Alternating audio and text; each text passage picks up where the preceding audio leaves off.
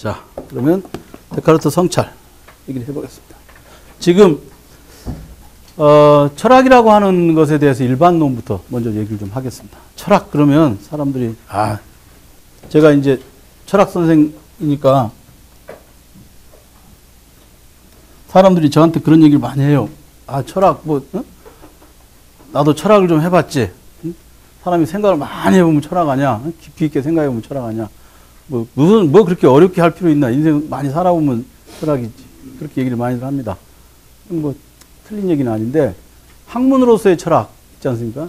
가령 제가 지금은 이제 좀 그런 정신도 없고 뭐 그런 힘도 없습니다만은 예전에 어떤 신문에 그러니까 그때가 언제 90년 초에 그 무렵에 조중훈 씨가 대한항공 사장이던 시절에 조연아 할아버지 시절에 조중훈 회장의 경영 철학 뭐 이런 인터뷰가 신문에 나온 적이 있어요. 그래서 제가 대한항공 홍보과에 전화를 해가지고 경영에 무슨 철학이냐, 조중훈이가 무슨 철학이냐, 철학이란 말 함부로 쓰지 마라.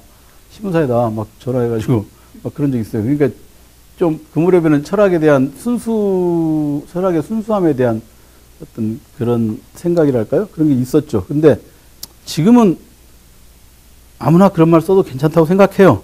그리고 어차피 이거는 개인의 일이니까 철학 공부라는 게. 근데 이제 철학이라는 게 도대체 뭐냐? 이게 동양 철학, 서양 철학 뭐 이렇게 얘기하지 않습니까?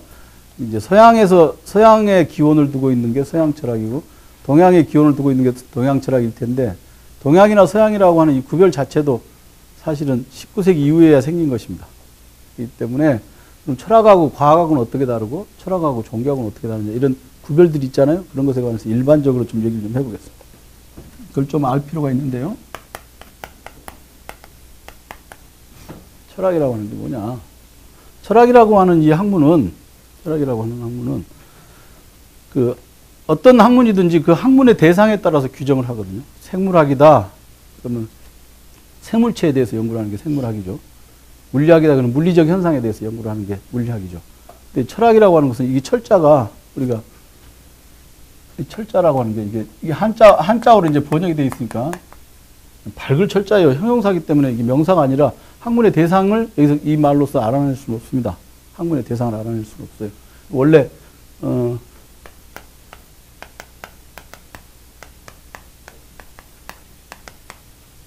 히라보 필리아라는 말하고 소피아라는 말하고 합해져서 이제 필로소피아 이 말이 이제 철학이 된 건데 필로소피아라는 말이 철학이 된 건데 이 필리아라고 하는 말이 이제 이게 히라보에서 필리아라고 그러지 않습니까? 그러면 이건 우정이라는 말에 가깝습니다.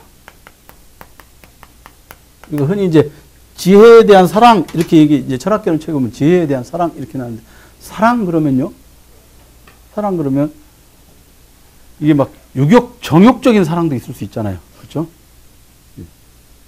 간통죄가 이제 폐지됐으니까 드디어 이제 이때다 할 수 있는 그런 정욕적인 사랑도 있을 수 있고 그다음에 부모가 자식을 사랑하는 거 물론 이제 자식이 시끄럽게 떠든다고 때려서 죽인 부모도 있지만 이게 부모가 자식을 사랑하는 것 이런 것도 사랑이잖아요. 근데 그런 종류의 사랑이 아니라 사랑이라고 하는 것도 사실 맹목적인 건 아니죠. 이번에도 여기 화성에서 형 엽총 들고 와서 형 부부 쏴 죽인 형제 동생 있잖아요. 형제 간의 사랑이 도대체 없었어. 그렇게 말하지 않습니까? 사랑이라고 하는 게 굉장히 이제 불투명하게 만들어져 있는 건데 필리아라는 말도 있고 이제 에로스라는 말도 있습니다. 나중에 이제 플라톤에서 이제 에로스라는 말이 나오는데 못못에 대한 하여튼 갈망 그런 거죠. 이게 우정이라고 하는 것은 우정이라고 하는 말은 사실은 사나이들끼리의 이제 히랍에서 필리아라고 그러면 남자들끼리의 전우애라는 것에 훨씬 더 가깝습니다. 뜻이 필리아라는 말이. 그러니까 에로스라는 말은 이제 갈망이죠. 갈망. 에로스 신 그 포동포동 해가지고 이제 날개 달린 애 있잖아요. 그 그림에 많이 나오는 그 에로스 신이라는 게 아버지는 저 풍요의 신이고 어머니가 가난한 여자예요. 그 탄생 신화에 따르면. 그러니까 풍요로움과 가난함을 동시에 가지고 있는 존재입니다. 에로스가. 그런데 에로스라는 게 무엇에 대한 애타는 갈망을 말하는 거예요. 애타는 갈망. 근데 애타는 갈망이라고 하는 것은 뭐냐면 자기가 넉넉한 사람은 갈망을 갖고 있지 않죠. 이제 오늘 호두과자 사오신 박쌤. 예? 이 강의 왜 들으러 오세요? 예? 심심해서.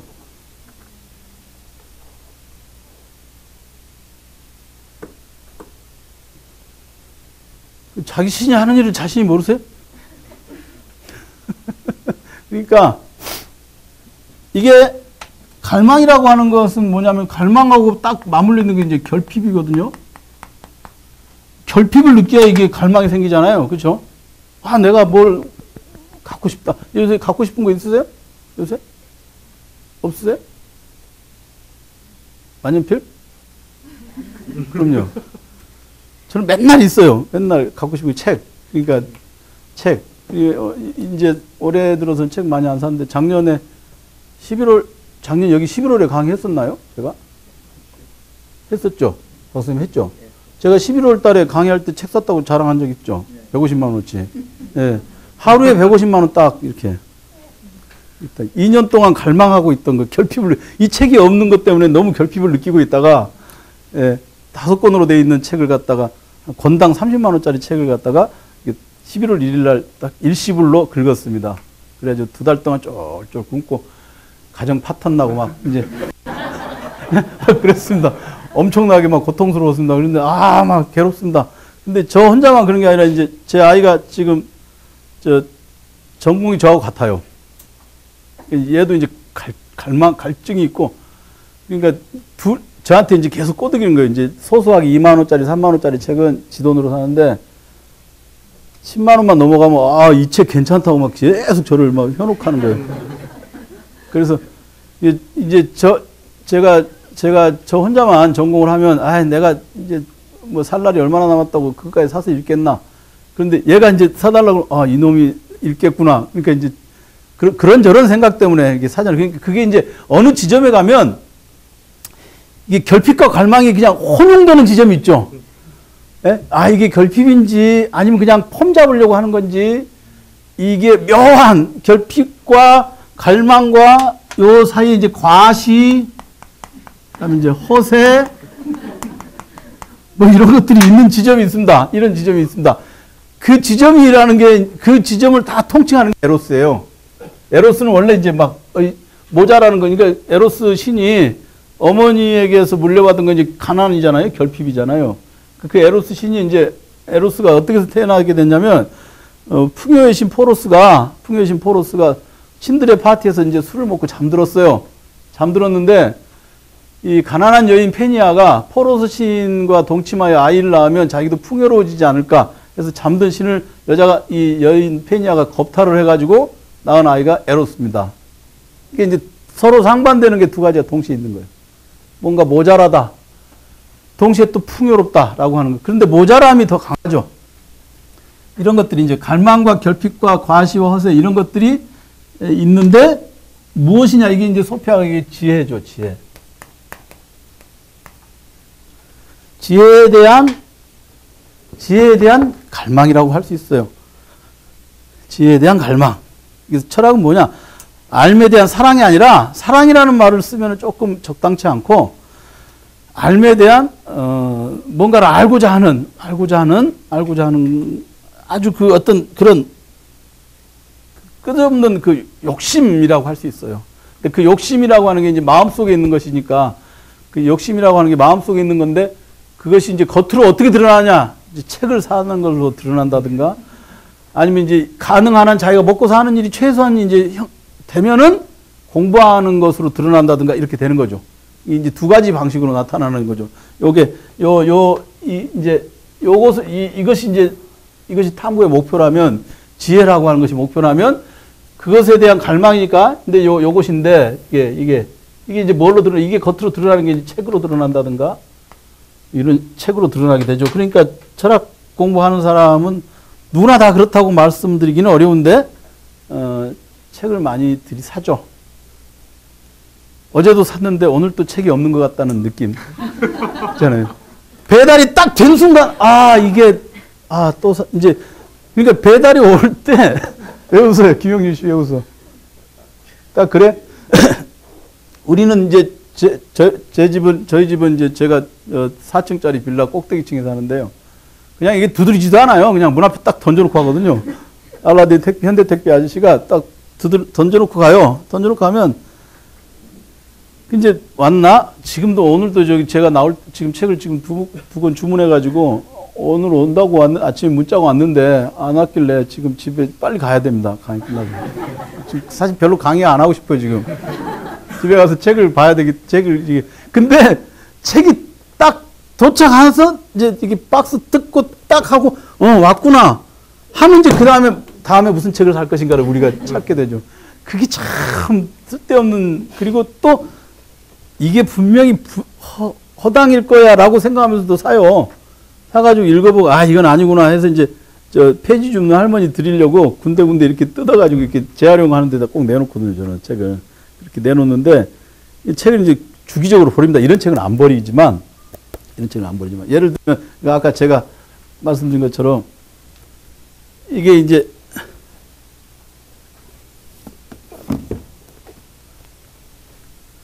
우리말로 번역된 방법소설, 이게 데카르트 방법소설하고 성찰입니다. 우리말로 번역된 겁니다.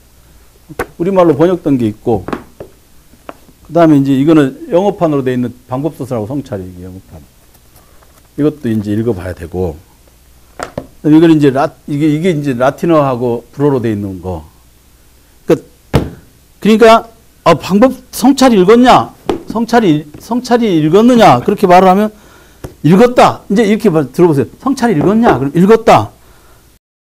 성찰 책 뭐 있냐? 그러면 딱 이것만 말하는 사람하고 누가 이것만 딱 말하면 그러냐? 이거 없냐? 그럼 없다. 그러면 이제 어떻게 되세요? 사람이 등급은 아니죠. 등급이. 이해가 되세요? 네. 그러니까 여러분들이 적어도 이렇게 갖추지 않으면 저하고는 얘기 안 되는 거야, 이제. 낮추본다 이 말이에요, 제가. 근데 여러분들 이제 지금 공부하는 과정이니까. 근데 제가 철학을 좀 열심히 합니다. 근데 여기까지 안 와 있으면 열망이 없네. 이렇게 되는 거예요, 이제. 책이 없네 그러지 않고 에로스가 모자라는군. 그렇게 되는 거예요. 에로스가 모자라는군. 그래서 이번에 요즘에 제가 이제 투키디데스 펠로폰네소 전쟁사에 이게 일테면 이제 작년에 11월 1일 날 샀던 책 같은 경우 그렇습니다. 그게 도서관 안 가요. 도서관이 없어요. 제가 원하는 책은. 도서관을 맨날, 침이 고인다. 이런 책밖에 없어요. 엄마를 부탁해. 안 궁금해. 내 침 늘 고이는데 뭐. 근데, 우리 천병인 선생님이 번역한 펠로폰네소 전쟁사 숲에서 나온 거 있잖아요. 있어.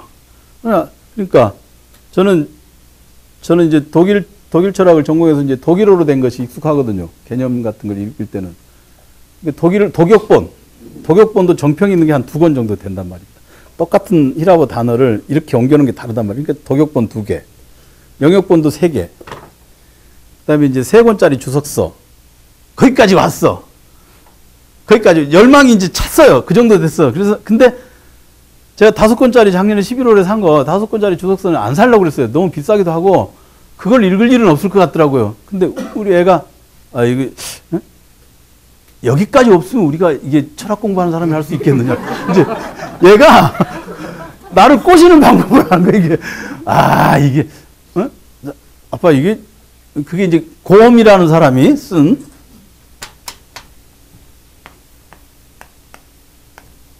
고엄이라는 사람이 쓴 5권짜리 주석서예요. 근데, 아빠 왜 고엄은 안 사세요? 그래서, 야, 내가 뭐 고엄까지 읽겠냐? 홈블로어 책만 읽어도, 예? 홈블로어라는 사람이 있어요. HORN, BLOWER. 그러니까 홈블로어 3권도 충분해. 게다가 독역본 2권에 영역본 3권 있으니까 됐잖아. 했더니. 딱 그렇게 지나가더니, 그래도 며칠 있다가 그래도 고음은 있어야 되지 않겠어요? 그런 거예요. 그래서. 그렇지. 고음은 있어야지. 이제.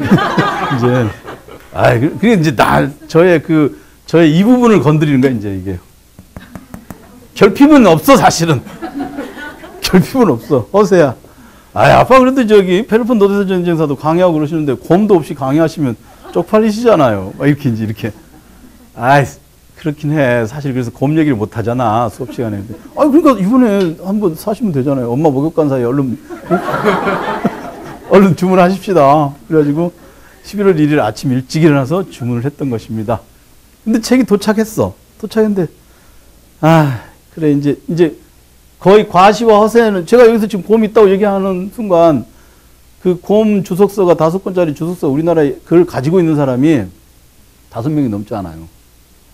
그걸 번역한 천병희 선생은 가지고 계신 것 같고, 대학 도서관에도 5권이 전질이 있는 곳이 없어요. 서울대에 3권 있고, 고대에 2권인가 있고, 성대에 2권인가 있고, 그래요. 그러니까 그 5권을 다 빌려서 복사를 하려면 서울대 가서 교차 대처를 해야 돼. 그러니까 이제 일단 여기서 제가 곰이 있다. 여러분들 이제 곰이 어떤 정도인지 모르시겠지만 일단 곰이 있다. 이렇게 말하면서 저의 과시와 허세는 끝났습니다. 그러나 이제 그걸 읽으려면 몸이 상하죠.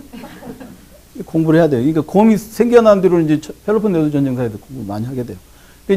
이제 보면 요게 요 갈망과 결핍과 과시와 허세, 이것이 사실은 철학적인 정신이라고 할 수 있습니다. 간단하게 말하면. 뭔가를 탐색하려는. 근데 지혜, 이제 대상, 우리가 간단히 이거 철학의 대상은 뭐냐? 지혜라 이거예요. 이 지혜라고 하는 것이 이제 이것을 알아내기가 정말로 어려운데, 과연 우리는 무엇을 지혜라고 하는가? 무엇을 지혜라고 하는가? 무엇을 지혜라고 하는가? 지구가 태양의 둘레를 돈다라는 것을 갖다가 법칙으로 만들어내는 데는 꽤 오랜 시간이 걸렸죠. 그렇죠? 그럼 그것도 물리학의 법칙도 지혜죠. 또 뭔가 사물을, 그러니까 지혜에 속하는 게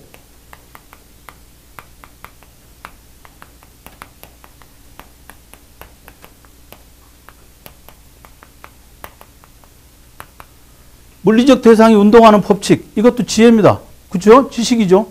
지식이 있어야 지혜가 있죠. 아무리 지혜가 많다 해도, 아무리 지혜가 많은 사람이라, 자기가 지혜로운 사람이라 해도, 우리가 그런 사람 있지 않습니까? 아, 저 사람 굉장히 지혜로운 사람이야. 근데 자기 일상에서 벌어지는 이게 사소한 일 하나 제대로 처리지 못하면 우리가 그 사람의 지혜를 의심할 수밖에 없잖아요. 헛똑똑이라고 그러지 않습니까? 헛똑똑이라고 그러지 않습니까? 요즘에 TVN에서 하는 삼시세끼 차승원 편. 아, 제가 그걸 열심히 보는데 제가 굉장히 좋아하는 스타일의 인간이에요. 딱 솔루션을 가진 인간은 솔루션 아닌데. 집에서, 예를 들면 집에서 저도 그런 짓을 참 못하는데, 집에서 이게 여기 살림하시는 분들, 여성분들, 저기 살림해요? 집에서 살림해요? 안 해요? 안 해요? 네. 살림하시죠. 자, 남자들이 있어요, 집에. 남자가 2명, 3명 있어요.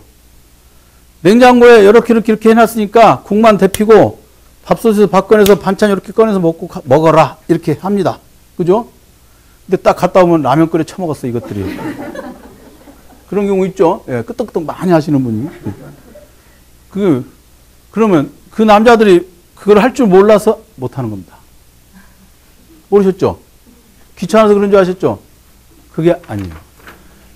냉장고를 딱 열었을 때, 자, 보세요. 아니, 냉장고에 반찬통 안에 반찬 들었잖아. 반찬 그릇에다가 담글 필요도 없어. 그렇게 얘기하시죠. 예? 그렇게 라면을 끓여 처먹더라 이거요. 그래 뭔 말이야. 처먹은 거야 이게. 라면 끓여 처먹더라 이거요.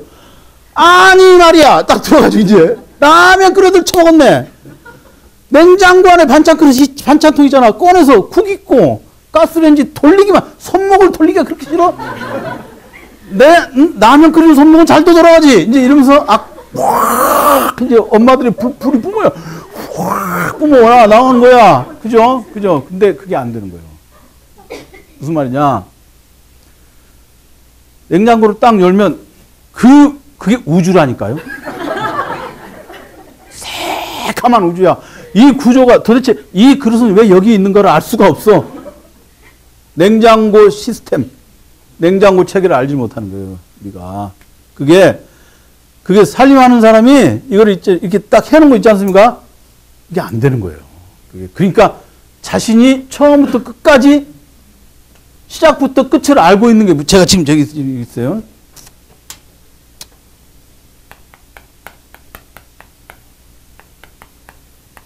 시작부터 끝을 알고 있는 것은 라면이야. 그리고 냉장고에 있는 저 김치 하나하고, 그러니까 냉장고를 건드릴 수 있는 거는, 냉장고 안에서 우리가 건드릴 수 있는 영역은 김치고, 시작부터 끝을 알 수 있는 건 빈 냄비와 물과 물 500cc와 라면인 거예요. 그러니까 이걸 끓이는 거예요. 이 우주를 못 건드리고 이해를 하셔야 돼. 그러니까 그냥 요거 꺼내서 이렇게 먹으라고 말을 하면 안 되고요.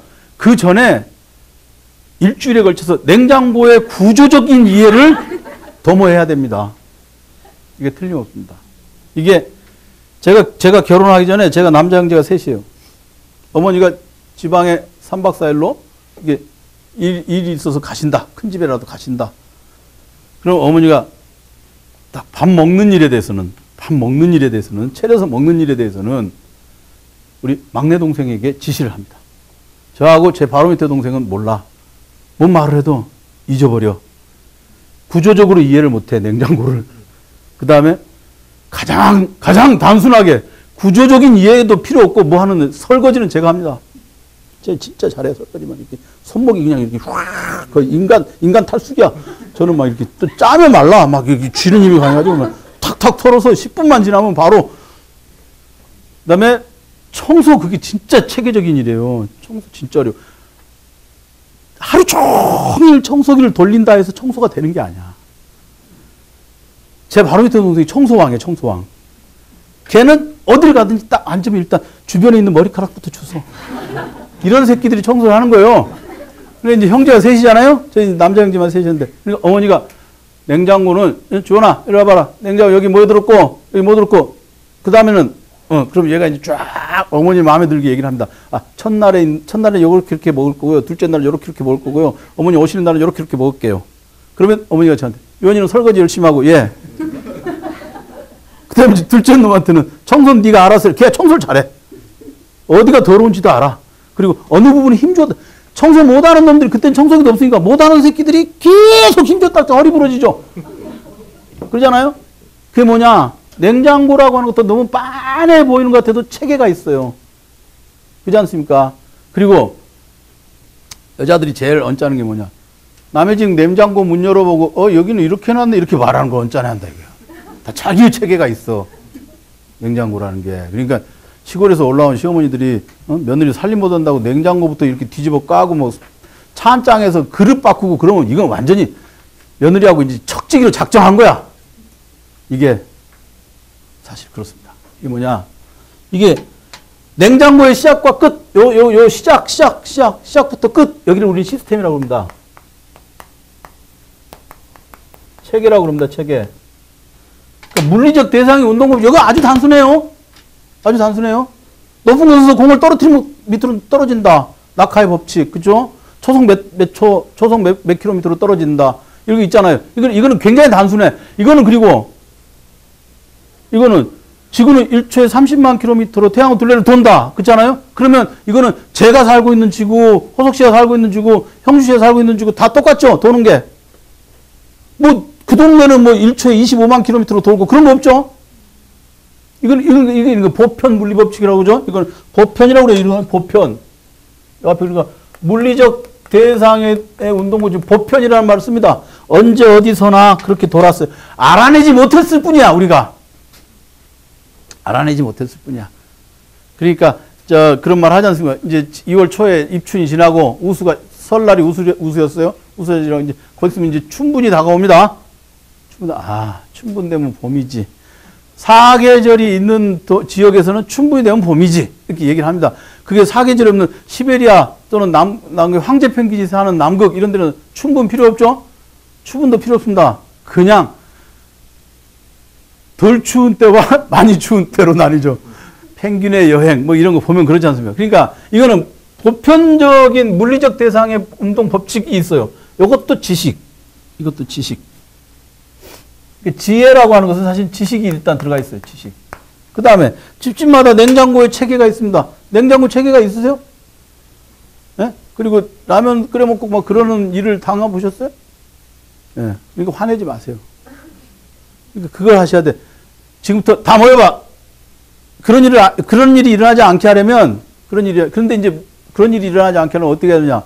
일단 그 식구들에게 라면을 끓여 먹는 식구들에게 냉장고의 시작과 끝을 알고자 하는 열망을 만들어줘야 돼요, 먼저.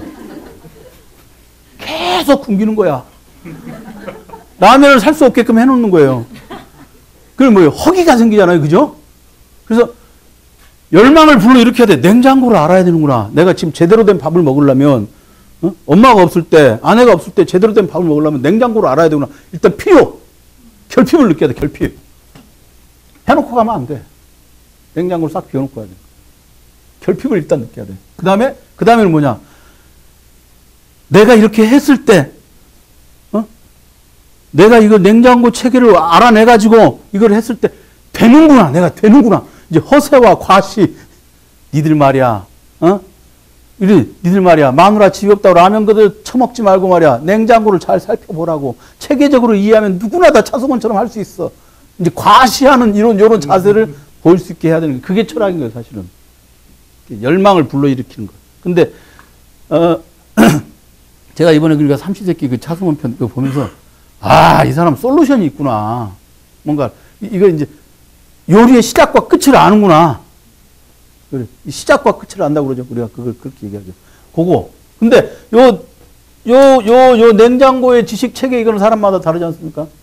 그리고 냉장고라고 하는 게 몇 리터짜리가 있으면 누구나 다 할 수 있는 게 아니잖아요. 그럼 사람들마다 개개인이 다 단순히 음식 반찬통을 갖다 거기다 배열하는 것으로서 끝나는 것이 아니라 개개인이 모두 다 여기 나름대로 자기 노하우가 들어가 있죠.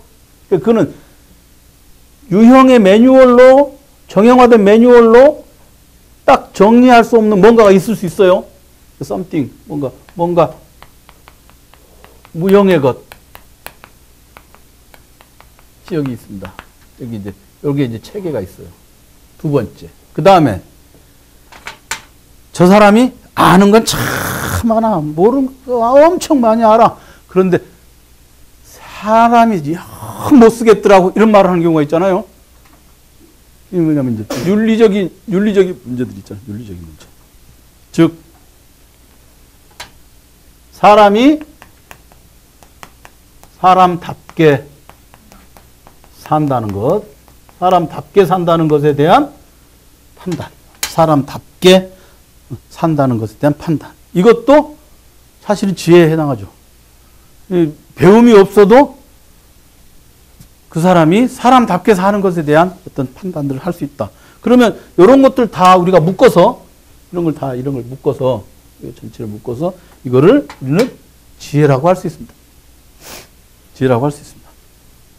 다 묶어서. 그러면 철학의 대상이라는 건 이런 것을 알고자 하는 거예요. 철학은 이런 것을 알고자 하고 이런 것을 갖다 갖고서 이것이 있다고 자랑하고 싶어하는 어떤 그런 열망. 그런데 보편 물리적 대상의 운동법칙 이거는 플라톤이나 이런 사람들이 이전에는 과학이 발전하지 않았을 때는 이런 것들이 학문의 대상이 되었겠죠. 그런데 이제 19세기, 20세기 지나면서부터는 이런 걸 더 이상 철학에서 하지 않죠. 그러면 이제 철학의 대상은 철학과에서 뭔가를 하는 철학과에서 공부하는 대상은 시대에 따라서 달라지겠죠. 냉장고 체계를 연구할 필요는 없잖아요. 그거는 가정관리학과에서 하면 되겠죠. 그죠? 가정관리학과에서. 우리가 고등학교 다닐 때 여학생들은 가정을 배우고 남학생들은 이렇게 기술 이런 거 배우지 않습니까? 기술 보면 뭐 이런 거 저런 거 배워요. 막 이렇게 도면 그리는 거 이런 것도 배워요. 배우는데 지금은 우리가 그걸 배울 필요가 없잖아요. 그리고 오늘날에는 컴퓨터를 배우죠. 그 예전에 제가 고등학교 다닐 때는 컴퓨터 주판도 배우고 그랬어요.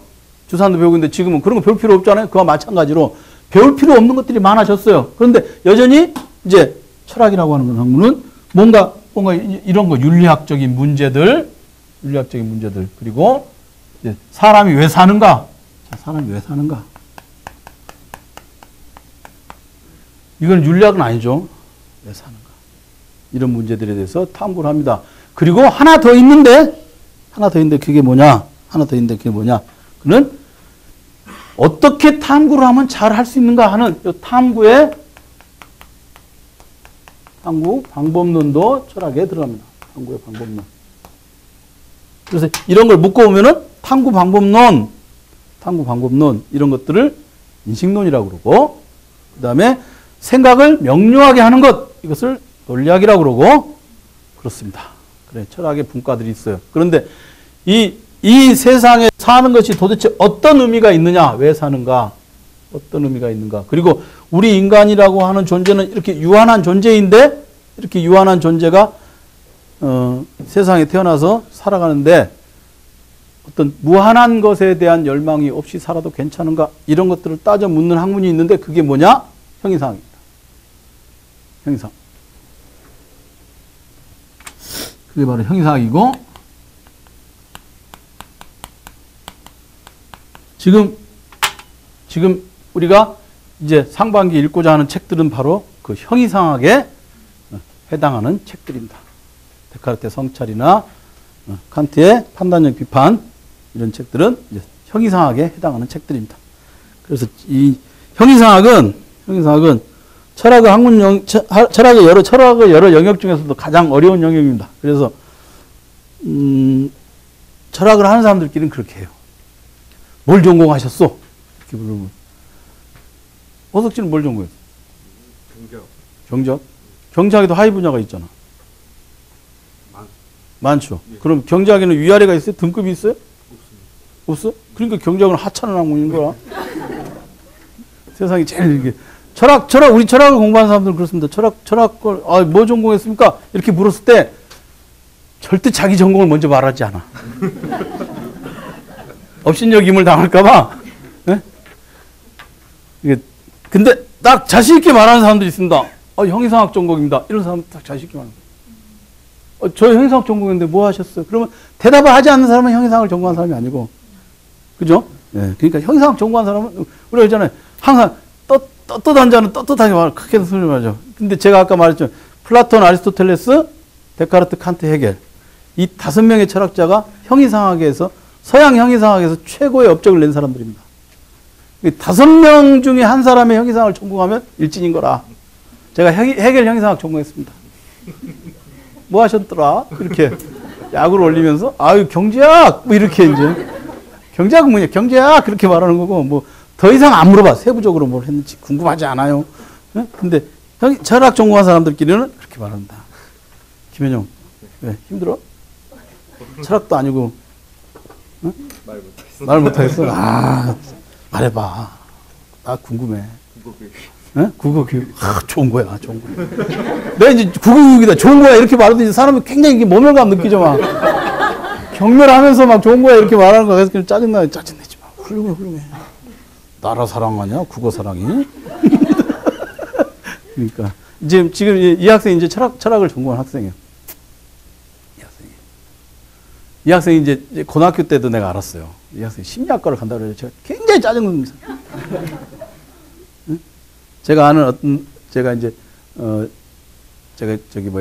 대구에 가서 방학 때마다 교사들 강의를 하는데 그 수업을 듣던 선생님의 따님이야. 하진이가 심리학을 전공. 그렇지.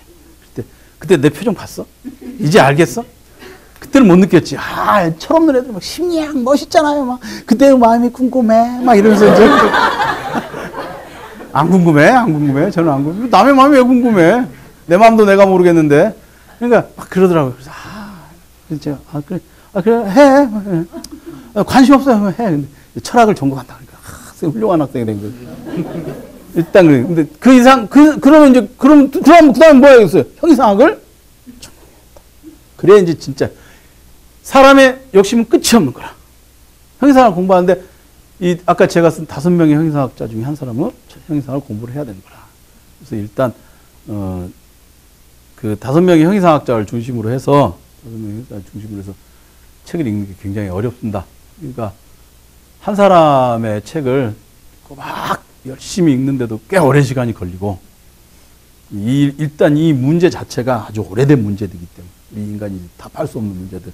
그런데 플라톤의 형이상학부터 읽어 나가려면 너무 복잡하니까 이제 일단 책이 얇은 130페이지밖에 안 되는 데카르트 성찰부터 제가 이제 하기로 했습니다. 그러면 형이상학에서 이제 왜 사는가, 이 세계는 도대체 무엇인가, 이 문제, 형이상학의 이제 문제를 좀 얘기를 좀 해보겠습니다. 철학이라는 게 어떤 학문이냐? 알미라고 하는 게 지혜에 대한 끝없는 갈망이다. 이렇게 생각하시면 됩니다. 지금 여기에 이제 공부를 하러 오신 분들도, 여러분들도 일단 기본적으로는 철학에 대한 열망이 있는 거예요. 기본적으로 그것이 있기 때문에 공부를 해야 되겠다 이런 생각을 하시지 않습니까? 내가 무식해서 못 살겠다. 거기서 제하는 게 소극적으로. 그죠? 현승 씨. 여기 공부하는 게 내가 무식한 것 같아서 온 거 아니에요? 그죠? 그러니까 이게 이제 되게 중요한 거예요.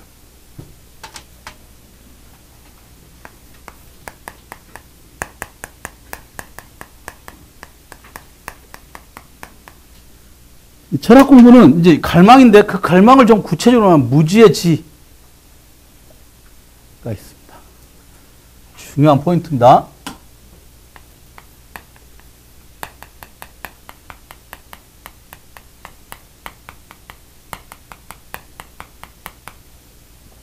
무지의 무지도 있죠. 여기서 이게 무지, 요 무지는 여기는 무식하고 달라요. 내가 말이지, 내가 저기 비빔냉면을 만들 줄 몰라서 이건 무식한 거야. 그죠? 없는 거. 비빔냉면을 만들 줄 몰라서 이건 무식한 거예요. 그러면 비빔냉면을 만들 줄 모르면은 근데 비빔냉면을 먹을 필요가 있다. 그럼 비빔냉면을 만들기를 배워야겠다. 라고 생각하면 자기가 무식한 것을 자각한 거잖아요. 그쵸? 근데 내가 비빔냉면 만들 줄 몰라서 그냥 굶을래. 이렇게 말하면 이제 무식한 것에 대해서 자기가 그것을 알지 못하는 것을 그냥 무시하고 지나가는 거죠. 무식을 무시하고 지나가는 거죠. 그죠? 그 다음에 그건 이제 무식하고 구체적인 지식이 무지라고 하는 건 뭐냐? 여기서 무지의 무지는 내가 말이야. 제가 이제 재작년인가 예전에 회사에 다닐 때 같이 일하던 동료가 퇴직하고 이제 저하고 종로에서 만나자고 해서 만난 적이 있어요. 그 사람이 저기 어디더라? 영인에 사는데 서울에 왔다고 전화해가지고 낯선 번호는 안 받아야 되는데 낯선 번호 받아버렸더니 만났어요. 그래서 강 박사 나도 철학을 알지. 그래서 막 자기가 최근에 읽은 철학책에 대해서 막 얘기를 하는 거예요. 근데 철학책이 아니라 뭐 이상한 책이더라고요. 근데 철학책이라고 알고 있어요. 뭐 애쓰셨네. 뭐 잘했어. 됐어. 그냥. 그러니까 그래서 제가 그랬죠. 그러면 그걸로 끝이야? 더 읽을 생각은 없어요? 그랬더니 그냥 이거면 됐지 않냐? 이 정도 읽으면 되지 않냐? 이렇게 얘기하는 거 있잖아요. 그러니까 자기가 우리가 죽을 때까지 뭔가를 읽고 공부하고 해도 모자라잖아요. 사실은. 뭘 알아야 또 좀 더 하잖아요. 그죠? 공부 못하는 아이들의 특징은 뭐냐면 뭘 모르는지를 모른다는 데 있어요.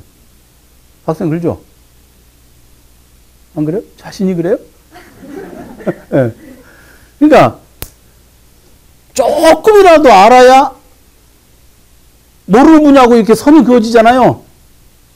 아주 생판 몰라버리면 어디서부터 해야 될지 모르잖아요. 그런 것처럼 사람이 내가 지금 소피아에 대한 내가 소피아가 뭔가를 모르고 있는 상태, 그 상태로 쭉 살다가 그게 이제 무지의 무지 상태죠. 그래서 살다가 이런 게 있었네 라고 하는 거 여기 딱 개입돼 들어가면 퍼뜩 놀래잖아요. 놀래지도 않죠, 사람들은. 놀라는 일도 별로 없는데 사실은. 딱 그래서 내가 뭔가를 모르고 있었다는 것을 아는 상태. 내가 아무것도 완전히 생으로 모른다는 것이 아니라 이러이러한 것들에 대해서 내가 알미 없다고 하는 것을 알게 되는 상태 있잖아요. 그게 무지의 지의 상태거든요. 내가 무지하다는 것을 알게 되는 상태. 이 상태. 그렇게 되었을 때 이제 요 상태가 일단 이 상태로 가야 요 지혜에 대한 탐구로 가겠죠. 이제 갈망이라고 하는 것을 구체적으로 좀 쪼개서 얘기를 해보면 갈망이라는 걸 쪼개서 얘기해보면 요게 뭐냐면 무지의 지의 상태를 이루는 것. 이게 사실은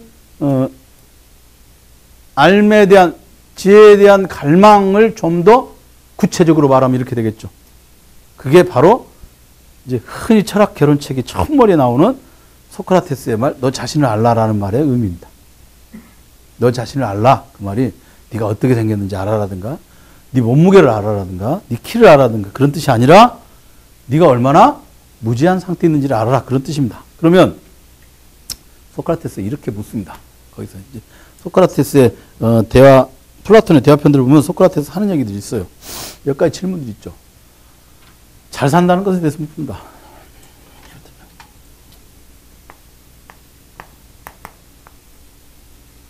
잘 산다. 이게 얘가 잘 산다요. 히라보로 에우젠이라고 있습니다. 에우젠. 유토피아라는 말 있죠. 유토피아가 지상 낙원 아니겠어요? 근데 유토피아라는 말이 원래 에우토피아라고 하는 히라보에서 온 말입니다. 에우가 좋은이라는 말이고 잘, 토피아는 토포스는 좋은 곳이란 뜻이에요. 좋은 곳. 좋은 곳이라는 뜻인데 잘 산다는 것에 대해서 이제 얘기를 합니다. 이를테면 내가 어저께 친구들하고 만나서 술을 말이야 참 친구들과 만나서 이렇게 우정을 나누면서 술을 마시고 말이지 얼마나 내가 잘 살고 있는지 모르겠어 이렇게 말을 해요. 누가 이를테면 가상의 대화를 하면 그러면 소크라테스 딱 나타나가지고 그러니까 친구하고 만나서 술 먹는 게 잘 사는 건가? 이렇게 물어봅니다. 가끔 그러세요? 지금 끄떡끄떡 하신 분, 작년에도 들으신 분. 잘 사는 것입니까? 친구가 있으세요, 일단? 네? 그건 좀, 그죠? 예. 예를 들어서, 우리 이제 설 세고 왔습니다. 설 셌습니다. 설날에 뭐 하셨어요? 숙제? 숙제 뭐 해야 되는 일 있어요? 그런 게? 계속. 그러니까 이제 일반적으로 한국인이 설을 보내는 방식으로 보내지 않으셨어요? 아주 좋은 일이군요. 예. 남 얘기할 것 없이 제 얘기를 해보겠습니다. 설날이다. 설이 되었습니다. 그러면 저는 설날 집에 하루 종일 집에 있습니다. 우리 집은 설을 세지 않습니다. 네? 설을 세지 않습니다. 제 남동생들하고도 만난 지가 오래돼가지고 이제 그 설거지 밥을 차리고 청소를 하던 동생들이 이제 하고 만난 지가 오래돼가지고 설날 집에 있었고 설 다음날도 집 밖에 나가질 않았습니다. 그리고 제 이제 세 식구가 사는데 세 식구 외에는 아무도 만난 적이 없습니다. 설날하고 그 다음날도. 근데 이제 제가 이제 일템이 있습니다. 저희 어머니가 전화를 했습니다. 제가 안 받아서 이제 제 아내한테 전화를 했습니다. 올해는 얼굴 보면서 살자. 이제 이렇게 얘기했습니다. 남한테 물어볼 것이 이제 올해는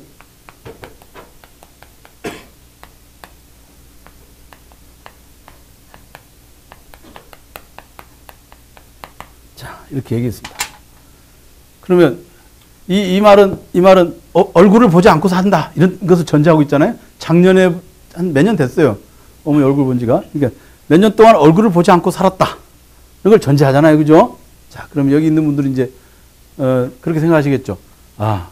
우리 일반적으로 이렇게 합니다. 얼굴 보고 살자. 그러면 이제 이러면 강요는 불효다. 그렇게 생각합니다. 이제. 그죠? 불효. 더 나아가서 폐륜. 예? 제가 폐륜화 소리를 많이 들어요. 그래서 어디 가나, 폐륜화 강요입니다. 이렇게 말을 해요. 그리고 오늘도 이제 3월 14일 날 그 결혼을 한다는 제 조카. 이게 우리 외종 형님의 큰딸이 이제 결혼한다고 청첩장이 왔어요. 근데 뭐 그냥 모르겠습니다. 갈 일은 없을 것 같고. 근데 이제 이렇게 얘기되어 있습니다. 그러면 우리가 일반적으로 어떻게 사는 게 잘 사는 사람이냐? 그때 윤리 도덕을 지키면서 사는 게 잘 사는 거라고 말합니다. 그렇죠? 자, 윤리 도덕을 우리가 지키기 위해서 설날 먼 길을 갑니다. 막 차를 운전해가고 갑니다. 오줌통에 오줌을 받아가면서 이제 갑니다. 갔는데 설을 전후해서 꼭 살인사건이 나잖아요? 그죠? 만났는데, 상처 주죠, 이제. 설에 막. 제일 상처 주기 좋은 상대가 뭐예요? 가족이죠? 가까우니까, 잘 아니까, 상처를 줘요. 저는, 예전에 이제 명절날 친척들이 이렇게 모이잖아요. 설날 이제 모이면 딱 제가, 30대 중반, 이 무렵에는 이제, 너는 아직도 그걸 하고 있냐. 그걸 하고 있냐 그래, 이제. 목숨 바쳐 하는 일을 그걸 하고 있냐. 이렇게 말합니다. 철학 공부를 하고 있냐. 예. 그러면 이제 그만해라. 아직 나이 젊으니까 다른 거 해도 되지 않냐. 이제 이렇게 되는 거예요.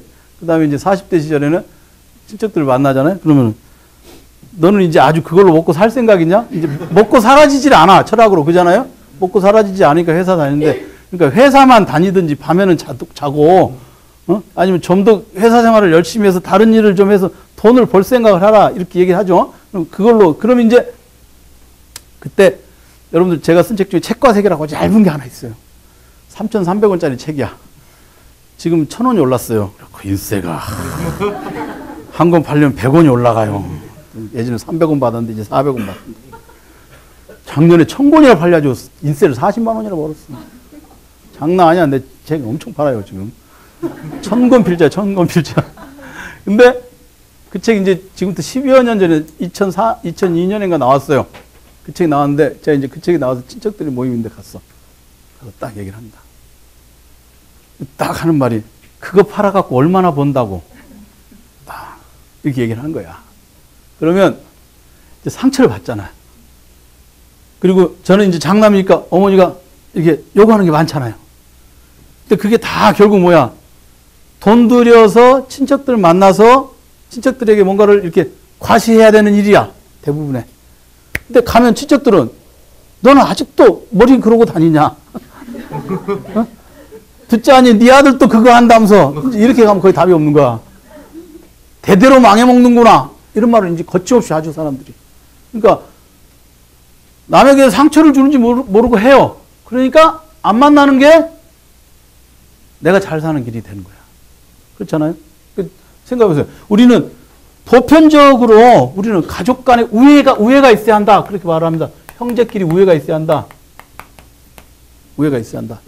우애라고 하는 것은 보편적인 거예요. 보편적인 도덕교 보면. 그런데 케이스 바이 케이스로 이렇게 들어가면 사람들이 저한테 그래요? 자, 그러면 아니 그러니까 부모 얼굴 어머니 아버지 돌아가시니까 어머니 얼굴도 안 보고 사는 게 그렇게 잘 사는 거야? 그랬더니 잘 사는 건 아닌데 적어도 이게 상처를 받지 않고 사는 삶인 것 같아.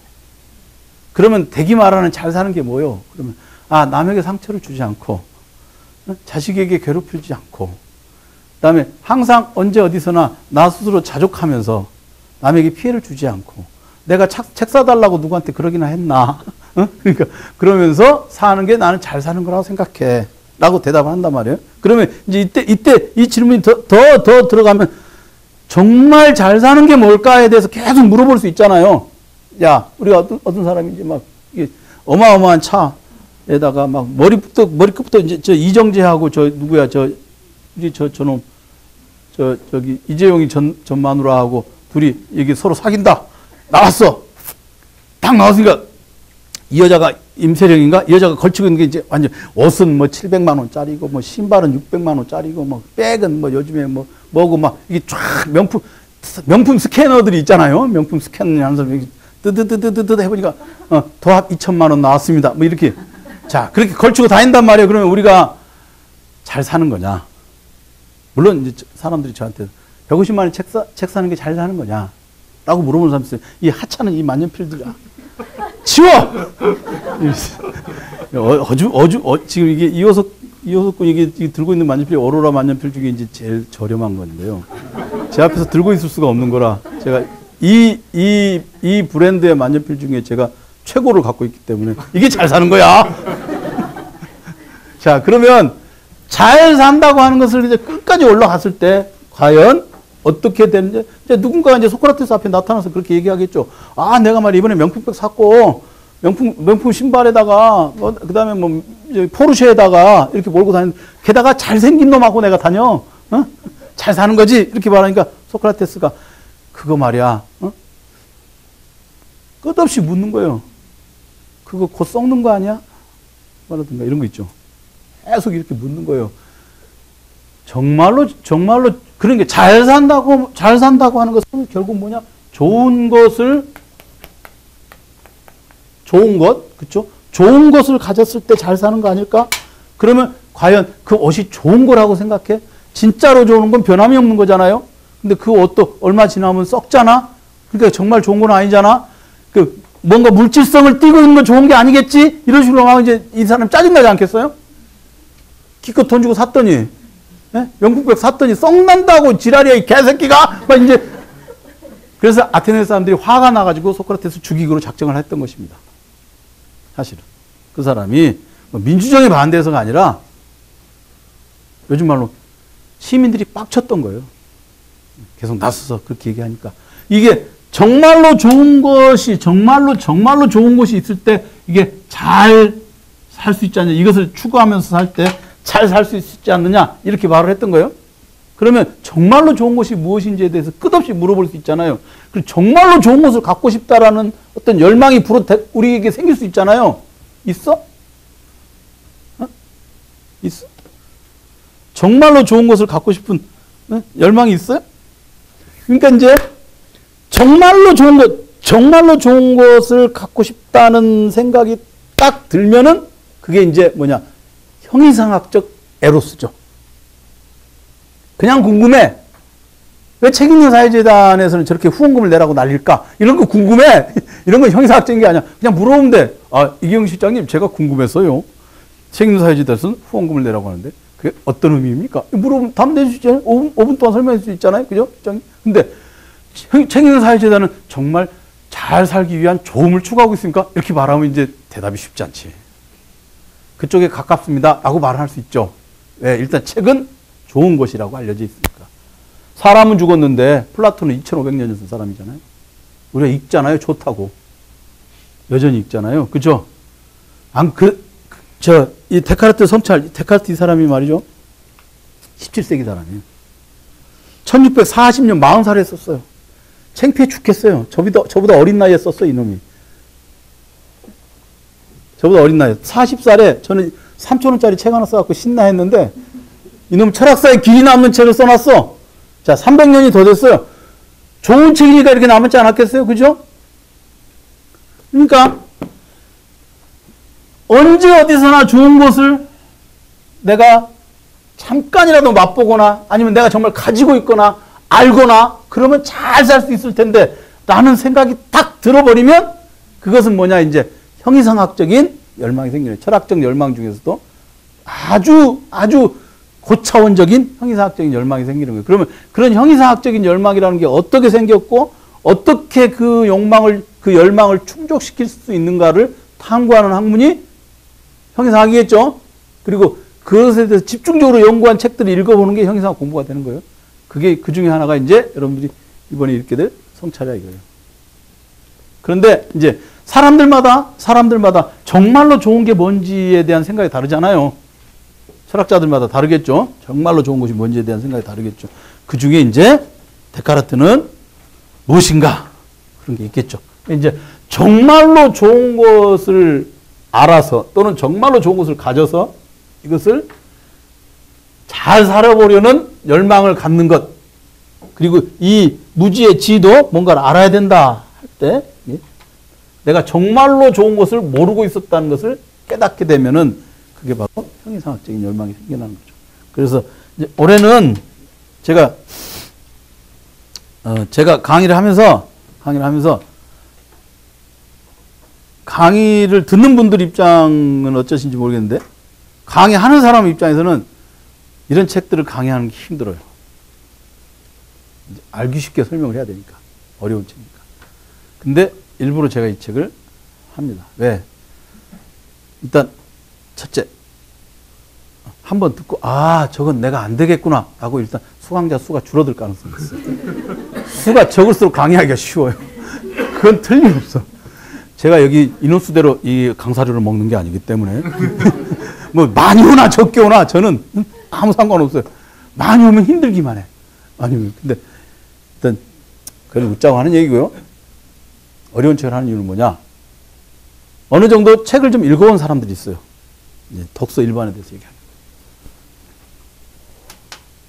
책을 어느 정도 읽습니다. 책이 양쪽으로 이렇게 읽습니다. 여기까지 왔어요.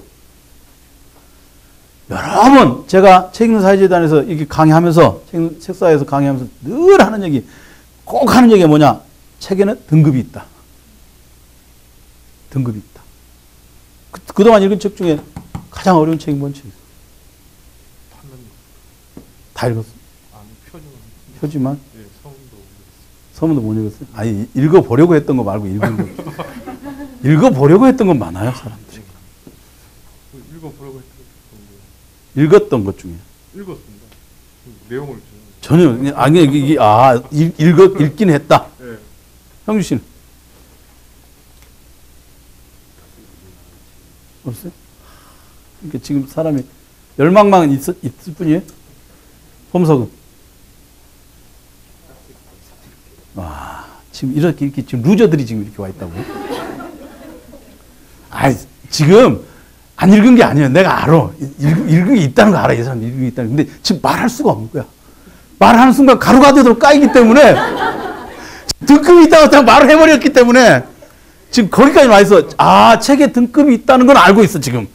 근데 안 읽는 사람들이 많아요. 저도 책 많이 읽습니다. 막 이래가지고 막 태백산맥도 다 읽었어요. 막 이런 사람이 있다고. 이 사람 뭐예요? 무지의 무지 상태인 거라. 등급이 있다는 거 알고, 그지? 범석 있지? 응? 이 친구 책 많이 읽어요. 제가 알아. 친구가 저 인천 연수도서관에서도 제 수업 듣고 그래서 몇 년 들었어. 알아. 그지? 예. 근데 지금 차마 등급이 있다. 급 때문에 등급이라고 읽으면 안 되면 등급이라고 읽어야 돼. 이거죠. 등급은 또는 이렇게 급수라고도 하죠. 등급이라고 읽기도 하고 급수라도. 책에는 급수가 있다는 걸 아는 사람이야. 그러니까 이 급수가 있어요. 근데 지금 성찰이나 판단력 비판 서론이나 이런 책들은 최고급의 책입니다. 최고급의 책입니다. 그러니까 이거는 여러분들이 읽고 나면 이게 이렇게 읽구나. 이 책이 좀 읽히네. 이렇게 이게 가능한 영역인 거라. 그래서 제가 그동안 매년 했는데 올해는 이걸 하기로 해요. 그러니까 여러분들이 일단 결석을 하시면 안 되고, 제 머리는 도대체 안 되겠네요. 전 못 따라가겠네요. 이렇게 말씀하시면 안 돼. 그러면 인간 실격이 되는 거라. 심리적으로 고통을 드리겠습니다, 제가. 그러시면 안 됩니다. 이건 어쨌든 여기까지 읽어주셔야 돼. 그리고, 철학과에서도 석사과정, 박사과정에 다녀도 제가 이번에 이게 철학과 학부는 물론이고 성찰 이렇게 읽는 거, 그 다음에 판단비판 서론 읽는 거, 읽는데 이렇게 하나하나 촘촘히 따져가면서 가르치지는 않습니다. 이거는. 그러니까 철학책을 읽는다는 게 저렇게 읽는 거구나 라는 하나의 읽기에, 그러니까 철학책에서도 최고 등급에 속하는 형이상학의 고전 텍스트를 읽고, 그 다음에 두 번째는 정말 책을 읽는다는 게 저런 식으로 읽는 거구나. 저렇게 거의 편집증적으로 미친 듯이 읽는 거구나. 이렇게 읽을 때 정말 하나도 남김없이 읽는다는 게 저런 거구나. 라는 읽기의 극한까지 한번 가보는 방법을 제가 택해보겠습니다. 그러니까, 다음 시간에는 절대 결석하시면 안 돼. 딱 오늘 오신 분 다 출석이 체크가 돼 있기 때문에, 다음 주에부터 다음 시간부터 안 오는 분들은 제가 이제 딱 명단 딱 이렇게 적어놓고 책상 앞에다 딱 붙여놓고 영원히 루저로서 제가 기억을 하겠습니다. 꼭 오셔야 돼요. 다음 주 책을 준비해가지고 오셔야 됩니다. 그러면 형이상에 관한 일반론을 좀 얘기하겠습니다. 5분만 쉬었다 하겠습니다. 우리가 이제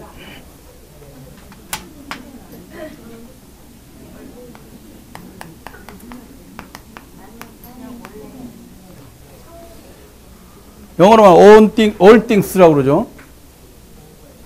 모든 것. 모든 것이라는 말을 씁니다. 모든 것. all things, 모든 것. 지금 여기에 있는 여러분들이나 저나 또 여기 있는 사물이나 다 이게 things에 들어가죠. all things. 세상에 있는 모든 것. 이걸 이제 히라보로 말하면 타 온타라고 합니다. 타 온타. 모든 것입니다. 모든 것입니다.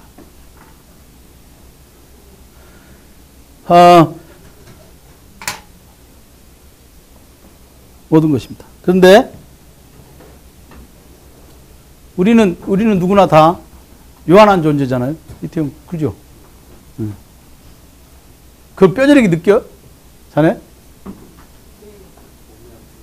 몸이 아프니까? 자네 몇 학번이지?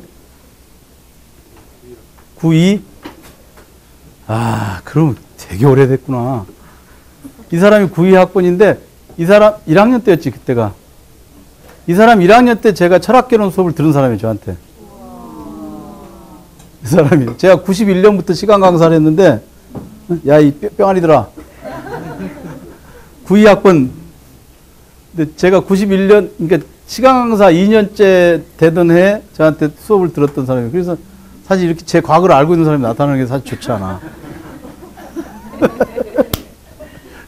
네, 근데 이제 뭐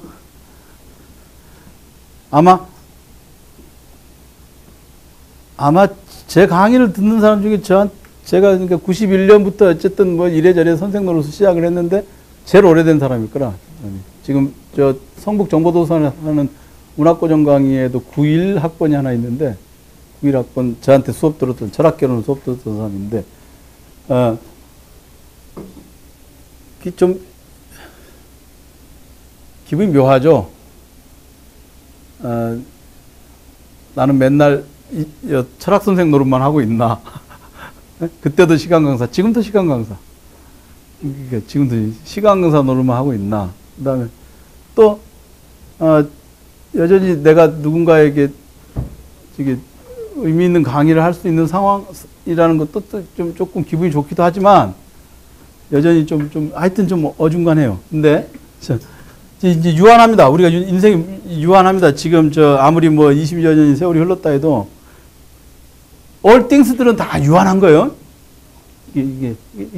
이것이 가지고 있는 특징이 뭐냐? 이것에다가 우리가 공통적으로 이것에서 부여할 수 있는 특징은 유한하다는 것입니다. 유한하다. 소멸한다는 거예요. 유한하다는 것에 대한 것이 이것에 대해서 이제 생각을 해봐야 됩니다. 이게 형이상학이라는 건 가장 근본적인 물음을 우리 세계 형이상학의 탐구 대상은 타원타 all things의 모든 것이에요. 근데 모든 것을 탐구를 하는데 그 모든 것들에 가장 공통적으로 들어있는 것들에 대해서 탐구를 합니다. 가장 공통적으로. 그게 뭐냐? 유한하다는 거예요. 가장 공통적으로. 모든 것은 유한해. 세상의 모든 것은 유한하다. 이 말입니다. 가장 공통적으로 들어가 있는 것은. 우리가 가장 많이 쓰는 말이 그죠? 그래. 그렇게 살아? 영원히 살 줄 알고? 그런 말 하잖아요. 그죠? 영원히 살 줄 알고. 그 말은 뒤집어서 말하면 인간은 유한한 존재라는 말이거든요.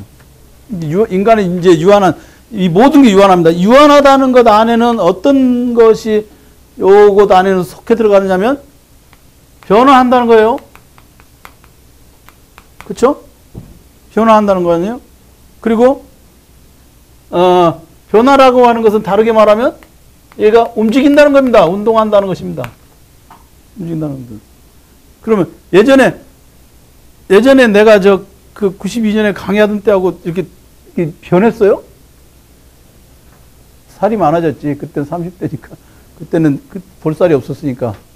근데 이제 저 사람도 건강이 안 좋고 저도 건강이 안 좋아서 참 이렇게 둘 다 새파랗던 시절에 만났는데 지금 둘 다 병자로서 이렇게 만나니까 유한함을 새삼 느낍니다. 건강의 유한함을 새삼 느낍니다. 저는 아주 뚜렷하게 느낍니다. 제가 유한한. 근데 이 유한하다는 것이 이제 근데 식물들은 꽃이 피고 꽃이 지고 벌써 벚꽃이 피는 곳이 있겠죠? 일본 같은 데는. 일본의 저 남쪽 지역은 지금 벌써 벚꽃이 좀 슬슬 핀다고 합니다. 근데, 예? 제주도 피었습니까? 그렇습니까? 제가 4월에 제주도 갔는데, 4월에 제주도 가서 벚꽃 구경 좀 하고 오겠습니다. 제가 그러면. 못 봅니까? 그럼 그 전에 강의 일정을 바꿔야겠나? 근데 제가 사는 집 바로 앞에 이게 딱 언덕 위에 벚꽃이 있습니다. 벚나무가 있습니다. 그래서 벚꽃이 한참 필 때면 이제 베란다로 이렇게 벚꽃이 막 비처럼 날립니다. 바람 불면. 그걸 보고 있으면 아휴 청소하기 힘들겠다 이런 생각밖에 안 들어요. 저는 자연 현상을 즐길 줄 모르니까. 그런데 이게 유한한 것입니다. 그러면 변함없이 불변하고 운동하지 않는 것, 즉 불변의 것, 운동하지 않는 것, 불변의 것, 부동의 것이 뭔가 있지 않겠어요? 이게 유한하다고 하는 것, 변화한다는 것, 운동한다는 것이 있고, 이 생각은 무한하다, 이게 불변의 것, 부동의 것이라고 하는 것이 있을 때 이 생각이 되는데, 이거 그 조작하시는 분, 예, 조작 좀 해주세요. 예, 꺼주세요. 앉아있는 분은 잘 모르지만, 서서 강의하면, 뜨거운 기운이 이렇게 제 목으로 들어오거든요. 그러니까, 자, 다시. 한번 생각해 봅니다. 불변의 것이고, 움직이지 않는 것이 있다고 할 때, 불변에 움직이지 않는 것이 있다고 할 때, 요것이 전제되니까, 요것이 우리 머릿속에서 전제되니까, 사실 이게 생각되는 거죠. 평소에는 이거 생각 안 씁니다. 그러면,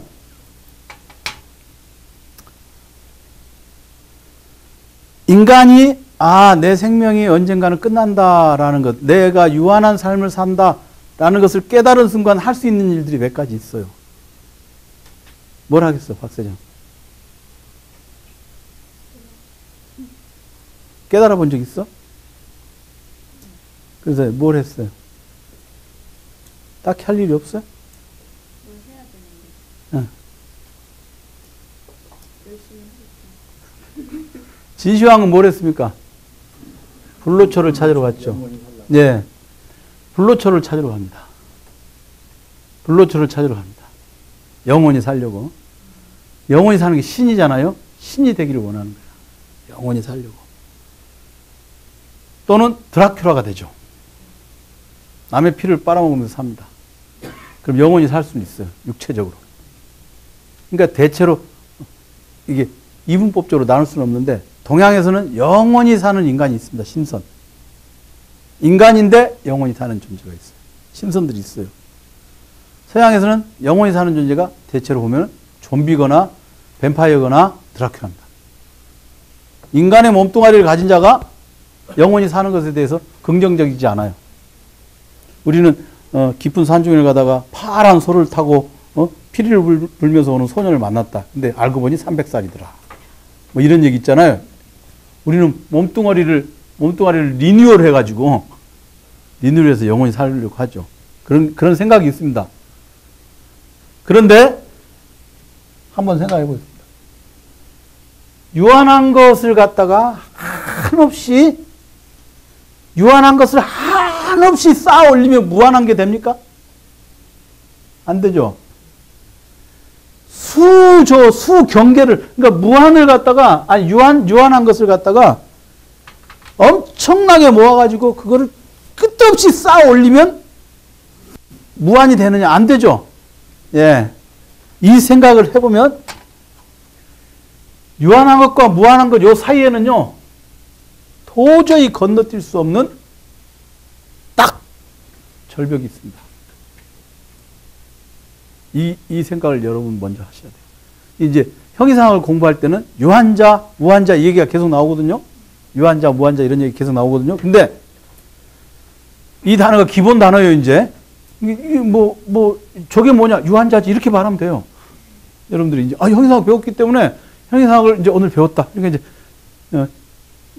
실전에서 사용할 수 있습니다. 정범, 박정범, 길을 가는데 누가 당신 누구야? 그러면, 저 유한자입니다. 이렇게 말합니다. 덱도 유한자잖아요. 이러면서. 그죠? 유한한 인간. 변화하고 운동 속에 있죠. 이렇게. 인플럭스. 끝없이 변화한다. 끝없이 변화한다. 그런데,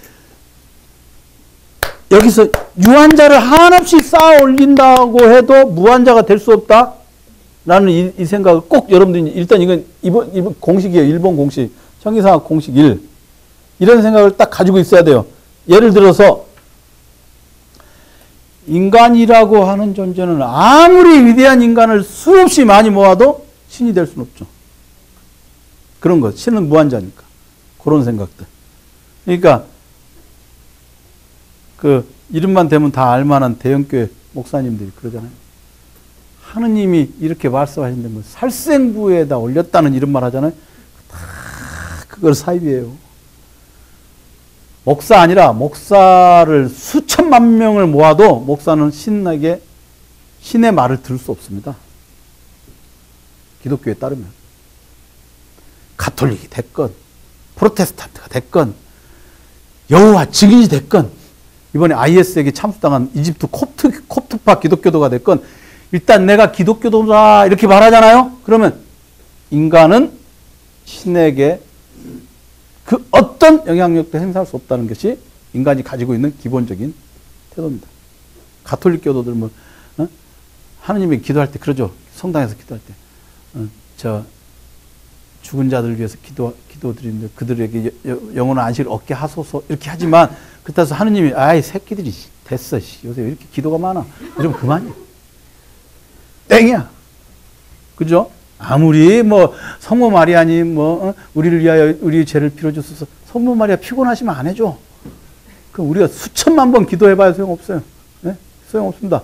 제가 해마다 1월 달이면 경기도 수원에 있는 북수원 있는 데 가면 예수회 있죠. 예수회. 이번에 교황이 예수회잖아요. 예수회 수사들을 교육하는 수련원이 있어요. 수련원에 가서 2박 3일 동안 제가 예수회 수사들 그 서원하기 직전에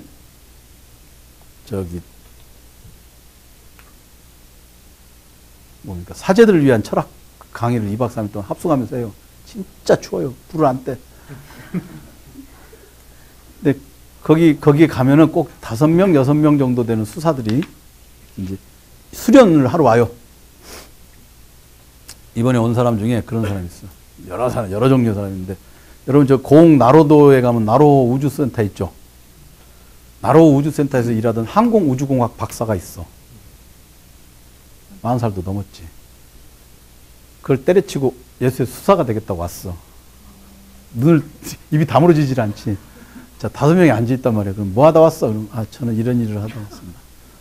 그 다음에, 누구는, 뭐, 3-4명이 있잖아요. 이름이. 누구는 뭐 하다 왔어? 저는 이런 일. 저는 나로도에 있다 왔습니다. 그래서, 나로도에서 어부했나? 내가, 고흥 나로도? 어부였어? 그랬더니, 아니요, 거기에 나로 우주센터에 있다가 왔습니다. 그러니까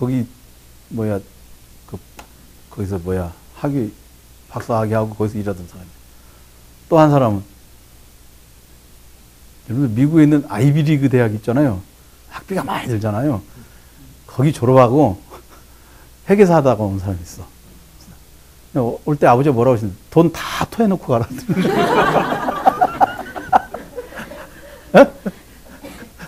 그러니까 아주 저렴하게 살다 온 사람이 아니야 보니까. 그래서 그만하면 제가 물어봤어요. 에로니모 그 우주공학 한 사람. 그런 사람들 가끔 있어요. 그 해마다 가니까 뜬금없는 인간들이 있어요. 완전 집안 식구들하고 완전히 딱 이렇게 갈라서고 오는 사람들 있잖아요. 되게 거기 오는 사람들은 대대로 가톨릭교도이거나 뭐 아이고 그래 좀 들어가라. 넌 이제 그래 들어가. 이렇게 말하는 사람이 있어. 워낙 개막 나뉘어가지고 수사가 되는 게 낫겠다라는 사람들도 있어. 그 중에 한 사람, 이번에 온 사람 중에 그런 사람이 하나 있더라고. 제가 왔을 때 가족들이 모두 다 즐거워하였습니다라는 사람이 하나 있었어요.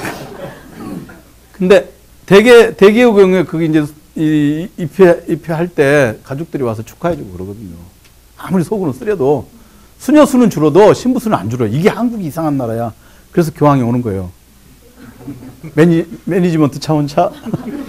이게 동아시아에서 이상한 거예요. 지금 국민소득이 어느 정도 성장하면 이게 수녀와 신부가 줄어들거든요. 근데 한국은 수녀는 줄어드는데, 이제 수녀원에는 할머니 수녀들과 간간히 어쩌다 한 명 들어오는 아기 수녀들만 있어요, 지금. 수녀들이.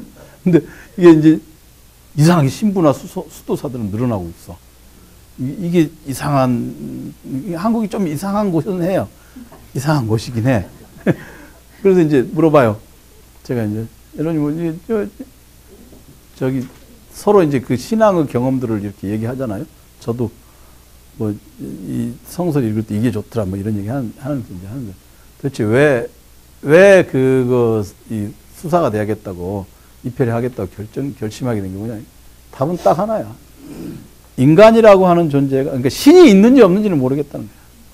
신이 있는지 없는지, 얼마나 위대한지를 모르겠는데, 인간이라고 하는 존재가 아무리, 지금 우리가 이제 지구상에서 뭔가를 한다고 할 때, 우주선을 쏘아 올리는 일보다도 더 대단한 일은 없는 것 같아요. 제가 생각해도.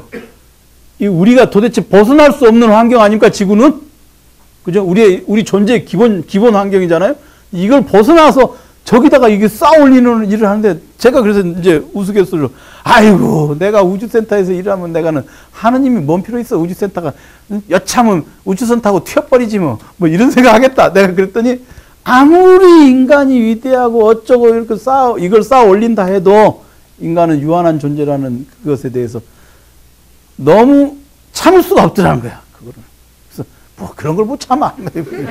땡! 그러면서 선생님은 왜 철학을 그래서 나는 그냥 잘난 척 하려고 하는 거야, 지금. 철학이 제일 일진 학문이잖아. 그래서 그런 게 아니라 사람들을 업신여기기 위해서 해, 나는. 내가 철학 공부하는 일은 아주 단순해. 사람들을 업신여기서 경제학 아이고 이러려고 해, 내가. 응? 제가 우리 아이한테도 철학 전공회나 할 때 꼬신 것도 그거예요. 이거 하면 있잖아, 완전 일진이야. 완전 일진이야. 없이 살아도 진짜 일진이야. 이거만 해봐, 일단 해봐. 내가 그랬다. 내가 이렇게 말했는데, 그러니까 우리가 아무리 이걸 쌓아 올린다 해도, 유한함이라고 하는 것을 끝없이 쌓아 올린다 해도, 오히려 유한함을 쌓아 올리면 쌓아 올릴수록 인간이라고 하는 존재가 무한자가 아니라는 걸 뼈저리게 깨닫죠. 그렇죠. 이게 왠지 약간 목사님 분위기인데, 지금 제가. 이게 유한한 것입니다. 요 사이에는 절대로 건너뛸 수 없는 거대한 심연이 있다는 거예요. 절대로 건너뛸 수 없어요. 이게 뭐 그래봤자 전설 속의 얘기죠. 뭐 300년을 살았네. 뭐 동양에서 뭐 불로초를 먹었네. 이것이 형이상학 공부에서 제일 먼저 있는 것입니다. 그러면 이 무한자가 기독교에서 말하는 인격적인 신일 수도 있지만, 여기서 제가 지금 얘기했습니다. 유한자를 무한에 가깝게 누적해도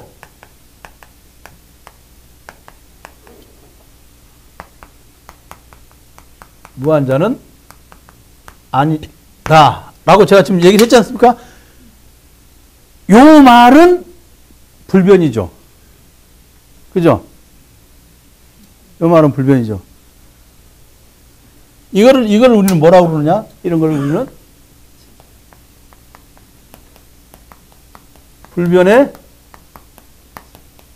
법칙이라고 하지 않습니까? 그쵸? 지구는 태양의 둘레를 돈다. 이거는 불변의 법칙이 아니에요. 이건 50억 년 후면 없어지는 법칙이에요. 50억 년 후면 태양이 팽창이 돼서 지금 지구가 있는 곳까지 태양이 팽창된답니다. 그럼 지구가 돌고 싶어도 못 도는 거야, 이제. 녹아버리는 거야. 걱정되죠? 녹을까봐. 너무 뜨거워. 태양이 팽창됐어요. 태양이 가까이 오고 있어요. 너무 뜨거워요. 얼음물이라도 50억 년 후의 일이에요. 그러니까 50억 년 후에는 지구가 태양을 돌고 싶어도 더 이상 돌 수 없습니다. 자, 물리학자들이 전체 물리학자들이 그걸 알아냈어요. 그러니까 그 전체 물리학에서 알아내는 법칙도 불변의 법칙을 알아내는 것 같아도 언젠간 폐기될 법칙을 알아내죠. 그걸 잘 생각하셔야 됩니다. 그렇다 해서 물리학을 업신여기시면 안 되고, 네? 철학 공부하는 사람들이 그런 특징이 있어요. 그런 학문들을 언젠가는 변할 법칙을 이렇게 50억 년 후지만 말이야. 이렇게, 그러면 안 돼요. 인정할 건 인정하고. 우리가, 지구는 둥글다는 것을 항상 의식하고 있으면 평평한 땅에 살 수 있습니까? 그래도 나름 평평한 거 아니에요, 이게? 지금, 그죠? 나름 여기 지금 평평하지? 여기 사실상, in fact, 사실상 여긴 둥근 곳이에요. 그러나 잠정적으로 평평하죠. 그런 건 인정을 해야 돼. 미시적인 차원에서 인정할 건 인정해야 삶이 가능하잖아요. 와, 지구도 언젠가는 멸망하는데 우리가 이렇게 살면 되겠어요? 그냥 개판 살찌면, 야, 마약 뽕 좀 줘봐! 이러면 안 되잖아요. 야, 히로뽕 하나 넣어주라! 막 이런 식으로 하면 안 되죠. 그러니까, 물리학의 법칙이라 해도 지구는 태양의 둘레를 돈다라는 물리학의 법칙이라 해도 그 법칙도 50억 년 후에는 폐기되는 불변의 것이 아니고 부동의 것이 아니죠. 근데 딱 하나 불변의 법칙은 유한자를 무한에 가깝게 누적해도 무한자는 아니다. 그리고 유한자는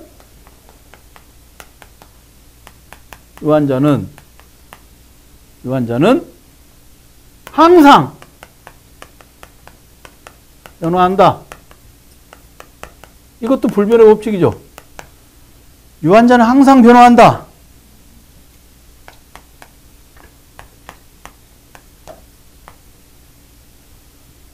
플럭스라고 하는 게 변화예요. 여기 인플럭스라는 말이 히랍서 변화 속에 라는 말입니다. 변화 속에. 인플럭스라는 말을 쓴 사람이 헤라클레이토스입니다.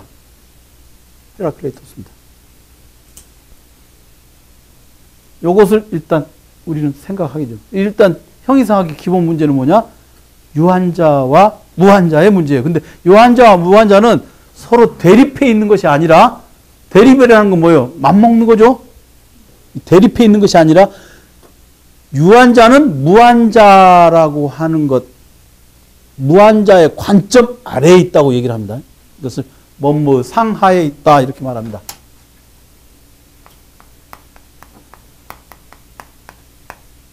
뭐뭐의 상하. 유한자는 무한자하고 대립해 있는 게 아니라 대립해 있다고 하는 것은 이게 맞먹는 이게 레벨과 퀄리티가 질적으로 동일한 것들이 이렇게 대립하잖아요. 네가 나한테 맞먹으려고 그래? 이렇게 말하는, 가령 지금 이호석 군이 저 학문적으로 선생님하고 좀 맞먹으려고 합니다. 그럼 제가 그러세요? 이렇게 얘기하겠죠. 너무 어이가 없을 때는 우리가 그렇게 얘기하잖아요. 그죠? 그러세요? 막 이렇게 막 이렇게 해주고 막 그러겠죠. 근데 그거 뭐냐면 질적으로 같다고 생각할 때는, 근데 우리가 이제 그런 경우 많잖아요. 보면 사람들이 하룻강아지 본 무서운 줄 모른다라든가 그런 말 할 때 가끔 그런 걸 보잖아요. 근데 무한자하고 유한자는 서로 이렇게 같은 동급의 랭크 안에 들어가 있지 않죠. 제가 아까 말씀드렸죠. 도저히 건너뛸 수 없는 거대한 간극이 있어요. 그 간극, 그것에 대해서 이제 형이상학을 하는 사람들은 이 문제를 해결하지 않으면 뭔가 안 된다고 생각한 거예요. 물리학에서도 해결할 수 없잖아요, 이거는. 우리가 이제 어떻게 하면 유한자라고 하는 이 존재의 기본 속성이, 존재자, 이 세계에 있는 타온타, 모든 온이라고 하는 게, 여기 보면 타온타, 온 있죠, 온. 여기 뭐냐면, 있음이라는 말입니다. 있는 건 있고 없는 건 없죠? 세상에 이보다 더 명백한 말이 어디 있어요?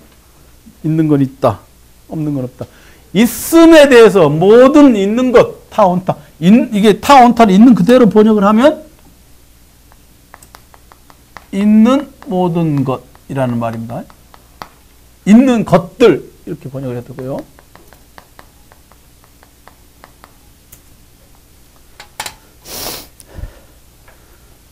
그런데 인간은 분명히 유한자에 들어갑니다. 그런데 인간은 무한자를 알고 싶거든요. 또 무한자를 생각하고 상정할 때 내가 유한하다는 것에 대해서 뼈저리게 느끼게 되죠. 알고 싶다는 거죠. 무한자를 알고 싶다는 거예요. 그러면 어떠할 때 유한자, 이제 유한자에 대해서는 제가 다 얘기했어요. 그럼 다시 구도를 보겠습니다.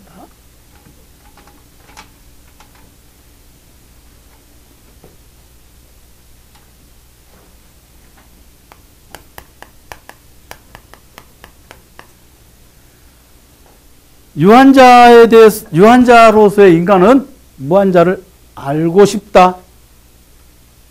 그리고 그 무한자를 알고 싶다. 그러고 알고 싶다. 어떻게 하면 알 수 있는가? 그리고 그 무한자는 어떤 것인가? 요 세 가지가 핵심적으로 나오는 질문입니다. 즉, 무한자를 알고 싶다. 박종봉은 무한자를 알고 싶어? 영원히 살지는 못하지만 그래도 살아있는 동안이라도 잠깐이라도 알고 싶어요? 예? 정말로? 현영은? 뭐 그런 게 있겠습니까? 뭐, 대충 살고 싶어요. 그럼 다음에 오지 말고. 알고 싶어요? 네. 알고 싶어요? 알고 싶으세요? 진심 아닌 것 같은데 대답을 안 하면 안 될 분위기라서 지금. 알고 싶어요? 네. 이선희라는 가수가 부른 노 중에 그런 알고 싶어요라는 제목의 노래가 있죠. 그 가사는 뭐라고요? 달방방에 그대는 무슨 생각 하나요? 제가 그 노래를 저번에 버스 타고 가는데 그 버스에서 나왔어요. 7080 저 그 노래를 듣면서 별걸 다 궁금해하네. 무한자가 궁금한데 나는 그대는 알아서 뭐 할래? 저도 모르게 말도 안 해. 알아서 뭐 할래? 그러니까 궁금한 건 무한자잖아요. 그죠? 여러분들 이제부터 나는 무한자 외에는 궁금한 거 없어. 이걸 딱 이제, 그러니까 이게 왜 제가 이렇게 얘기하냐면, 철학 공부라고 하는 것은 일상적인 것에서 약간은 벗어나는 거예요. 일상 속의 철학, 저는 그런 거, 일상 속엔 철학 없어요. 그냥 우리가 관습으로 살아가요. 근데 일단 일상을 약간은 벗어나서 생각을 여기서 한번 해봐야 자기가 익숙하게 살아오고 있던 것들 있죠. 그런 것들이 낯설게 보여야 그것을 고칠 수도 있어요. 그게. 그래서 지금 이제 이번에 10번 이번에 상반기에 데카르트하고 칸트하고 듣는 동안에는 적어도 이 책사의 강의가 있는 월요일만큼은 무한자 문제에 제가 계속 입만 열면 무한자 문제에 몰두를 하셔야 돼요. 응? 살던 대로 살면 살던 대로 살게 됩니다. 그런 얘기 하셨습니다. 남들과 다르게 살고 싶으면 다르게 살아야 된다. 동호반복이지만 다시 한번 생각을 해봐야 돼요. 과연 내가 유한자로서의 나라는 존재에 대해서 존재를 가지고 생각하는가. 네. 자, 보겠습니다. 무한자를 알고 싶으면 무엇을 알고 싶냐. 무한자는 무엇이고 무엇인가. 일단 그 무한자는 무엇인가. 그리고 무한자를 어떻게 알 수 있는가.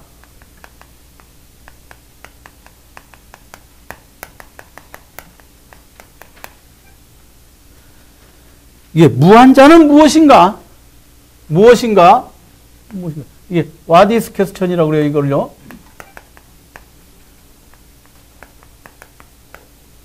what is question이다, 이게. 무엇인가 하고, 자, 질문이 있습니다. 박종봉 군은 누구예요? 누구예요? Who are you? 이렇게 물어보면 뭐라고 돼요? 박종봉입니다. 이렇게 대답하잖아요. 그죠? 그러면 Who are you? 제가 이렇게 물어보면 뭐라고, 총자켓 입으신 분. 예? 뭐라고요? 누구세요? 뭐라고 얘기하잖아요? 자, 그러면 제가 이제 박종범 군에게 누구예요? 이렇게 물으면 저 박종범입니다. 이렇게 대답했어. 예? 그러면 박종범이라는 사람 전화번호부 뒤져보면 졸라 많죠? 사람 많죠? 박종범이라는 이름을 나 혼자만 쓰고 있는 거 아니죠? 자, 그러면 Who are you? 이렇게 물어보면은 자기에게 붙어 있는 사회적으로 자기가 세상을 살면서 자기에게 붙은 속성들을 가지고 대답을 합니다. 저한테 누구예요? 이렇게 물으면 저 강요원인데요. 어디 사는 거요? 뭐 하고요? 이렇게 얘기를 해요. 근데 자, 박종범, Who are you? 그렇게 말하겠죠. 그잖아요? 그럼 그런데 싹 제가 강씨라는 그 강씨가 세상에 많잖아요. 털려 나갔어. 유언이라는 이름 가진 사람도 많아요. 저 고등학교 동창 중에 누나가 유언이 있어요. 김유언. 유원이라는. 그리고 제 이름 따서 지은 애도 있어요. 이름 최유원도 있어요. 이번에 오늘 학교 가서 입학했어요. 걔네 부모가 애 이름을 지을 때 내 이름을 따서 지었어요. 걔네 부모가 내 수업 들어다녀요. 신경 쓰여 죽겠어요, 아주. 똑바로 안 살 수가 없어요. 아, 걔 그리고 가끔 엄마 유치원 다닐 때 엄마 와요. 화요일 날 오전에 엄마 따라서 와갖고 도서관 어린이실에서 놀다가 수업 끝나면 엄마랑 같이 가고 그래요. 아, 신경 쓰여. 그러니까 그런 애들 막 입학한다 그러니까 뭐 이렇게 또 학업 장려금도 줘야 되고 뭐 돈도 나가고 아, 안 좋아, 안 좋아. 근데 그거 다 뭐요? 일시적으로 붙어 있는 거죠. 잘 보세요. 여기 질문하는 법에 대해서 생각을 해봐야 돼요. 질문하는 법. 그러니까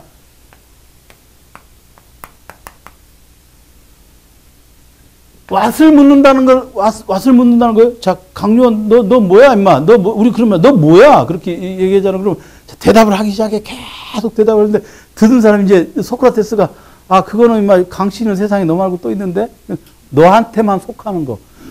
너에게만 속하는 것을 들어서 얘기해보라고 그러잖아요. 그러면 자, 강씨는 너 말고도 많지. 유원이라는 이름을 가진 애도 있지. 그 다음에 키가 167cm인 사람도 있지. 머리가 곱슬머리인 사람도 있지. 그 다음에 어떤 사람도 있지. 이렇게 해가지고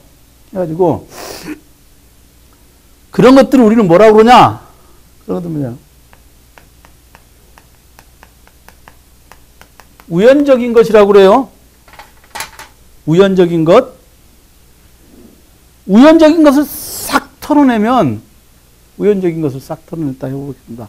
그러면 이제 싹 털어내고 나면 생물학적으로 게놈 지도만 남죠.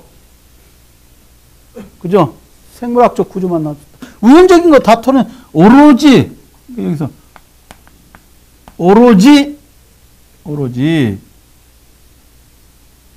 어떤 대상 X에게만 속하는 것. 이걸 우리는 실체적인 것이다. 이렇게 말합니다. 철학에는 실체적인 것. 오로지 강요원에게만 속하는 것. 이렇게 따져서 물으면 일단 그렇게 물었을 때는 생물학적인 DNA 구조가 남습니다. 구조가 남습니다. 그런데 지금 현재 2015년 3월 2일 이 시점에 강요원에게 실체적인 것이라고 하는 것이 강요원의 생물학적 DNA만 가지고 얘기할 수는 없죠. 그거는 그냥 말도 생물학적 덩어리잖아요. 그것이 강요원의 전부를 말해주는 건 아니잖아요. 그렇죠? 여러분들도 지금 그렇잖아요. 지금 저 빨간 자켓 입은 분, 예, 끄떡끄떡 심하게 하신 분, 그죠? 그럼 뭐가 있어요? 생물학적인 그거 말고 뭐가 있습니까? 자신에게 오로지 나에게만 속하는 것으로 뭘 들 수 있겠어요?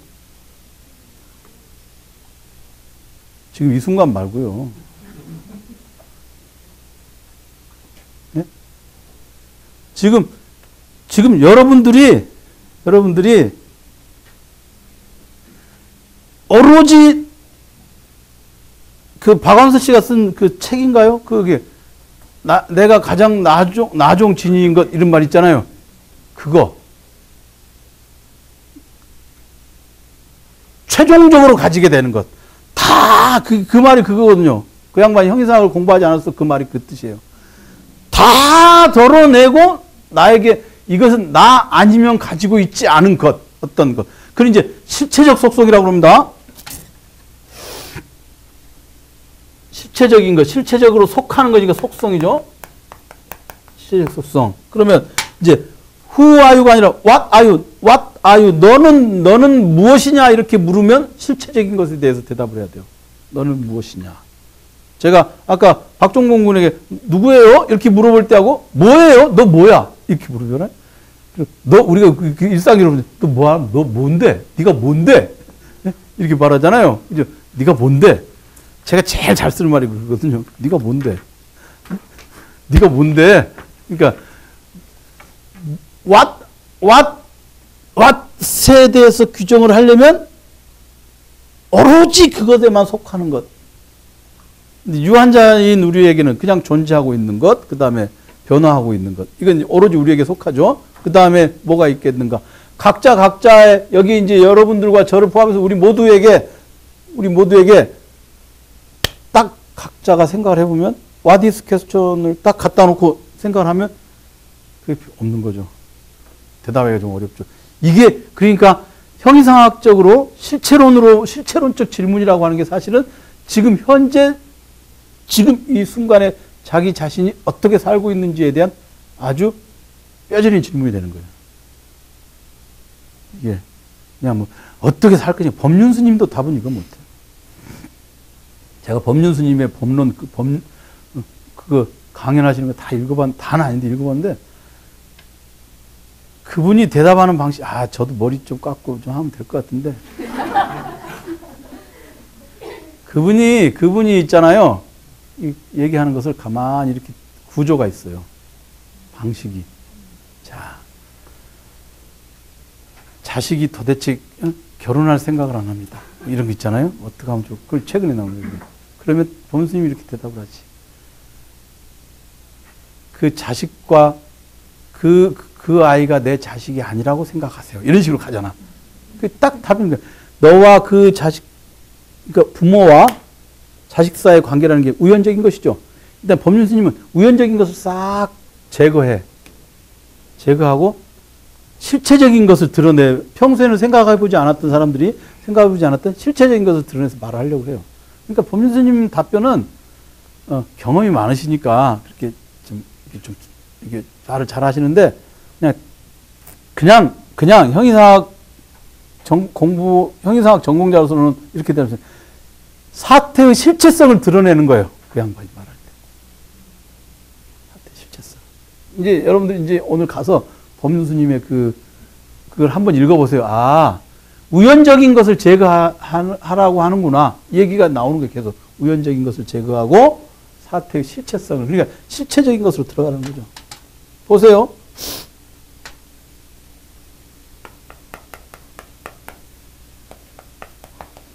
저는 그런 얘기 가끔 질문 받습니다.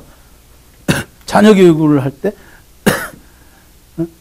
자녀를 어떻게 교육해야 됩니까? 요즘에 자녀 사교육비에 허리가 휜다, 뭐 이렇게 얘기하잖아요. 그럼 이제 사람들이 이렇게 얘기하죠. 그 애들 어쩌고 근데, 아이를 많이 키워가지고 지금 다 해서 이제 70이 되신 분들은 다 그래요. 하시는 말이, 다 소용없다. 이런 얘기를 하시잖아요. 다 소용없어. 그 말은 뭐냐면 이제 그동안 우연적인 것을 다 우연적인 거였던 거야. 그동안 굉장히 중요하다고 했던 것들이 다 우연적인 거야.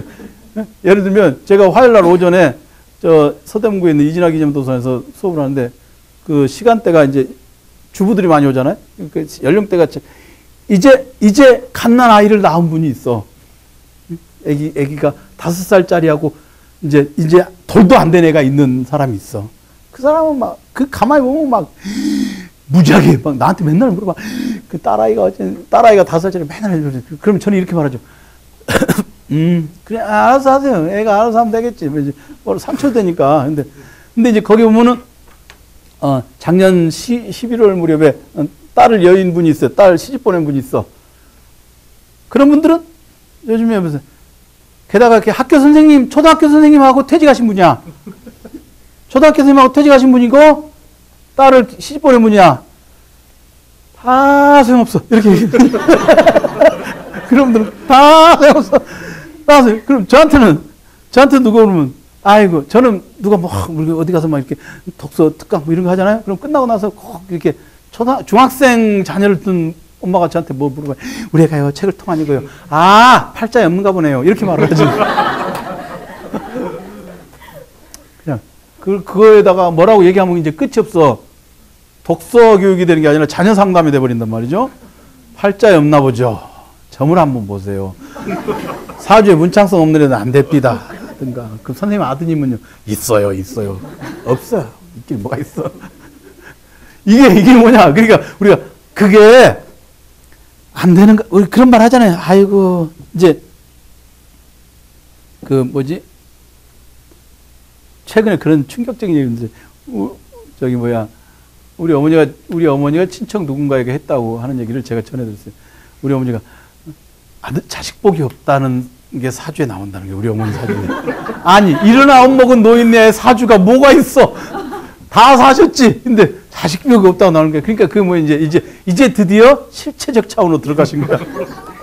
그동안 수없이 많은 것을 이렇게 해보다가 실체적인 차원에 들어가신 거야. 예? 그러니까 그런 거 뭐냐면, 사주라는 게, 사주를 본다는 게 뭐예요? 실체가 뭔지를 알아내고자 하는 거거든요.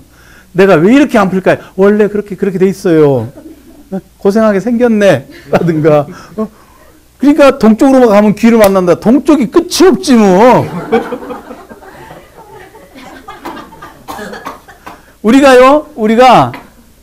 우리는 우연적인 것을 믿고 삽니다.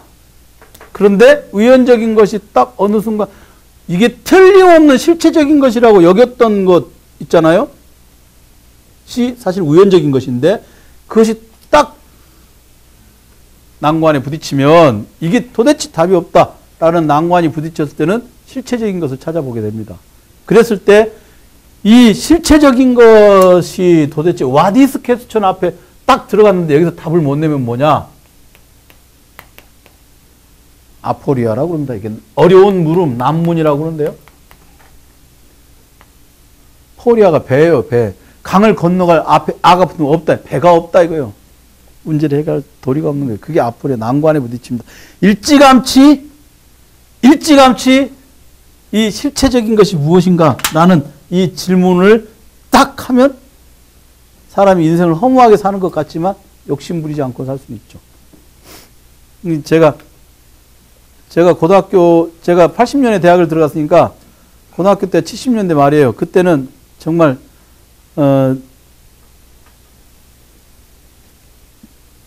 사내 놈이라면 당연히 대학을 졸업하고 취직을 해서 그 대기업에 취직을 해서, 그죠?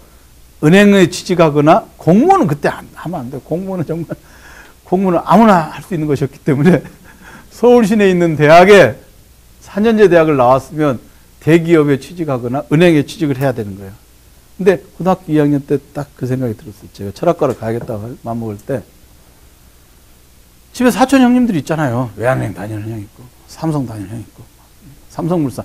지금은 삼성전자지만 그때 70년대나 80년대에는 삼성전자는 전화기 팔러 다니고 그랬어요. 삼성전자 직원들이. 그때 삼성물산이야. 삼성은 삼성물산이야. 그러니까 근데 보니까 저는 그때 그런 생각했어요. 저게 말이야.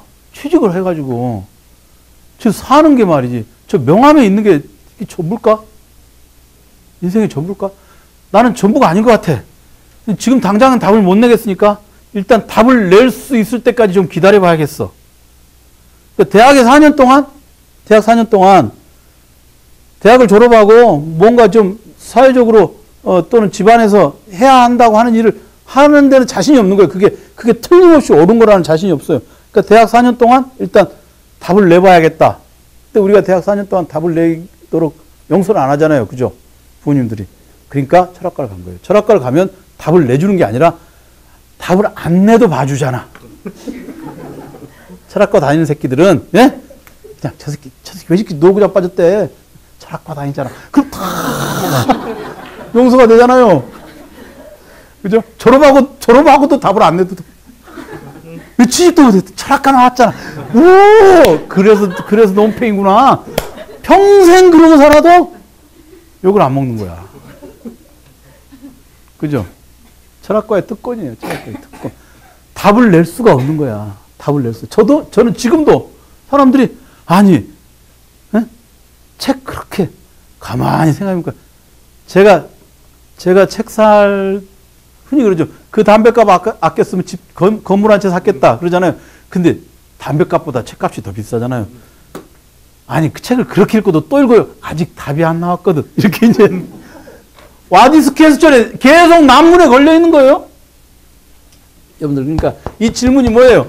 실체적인 것에 대해서 오로지 그것이 없으면 도대체 그것이 성립하지 않는 것, 이것이 무엇냐라고 질문을 하는 거죠. 그러면 우리 인간에게는 그냥 아까 제가 여기 써놨던 거죠.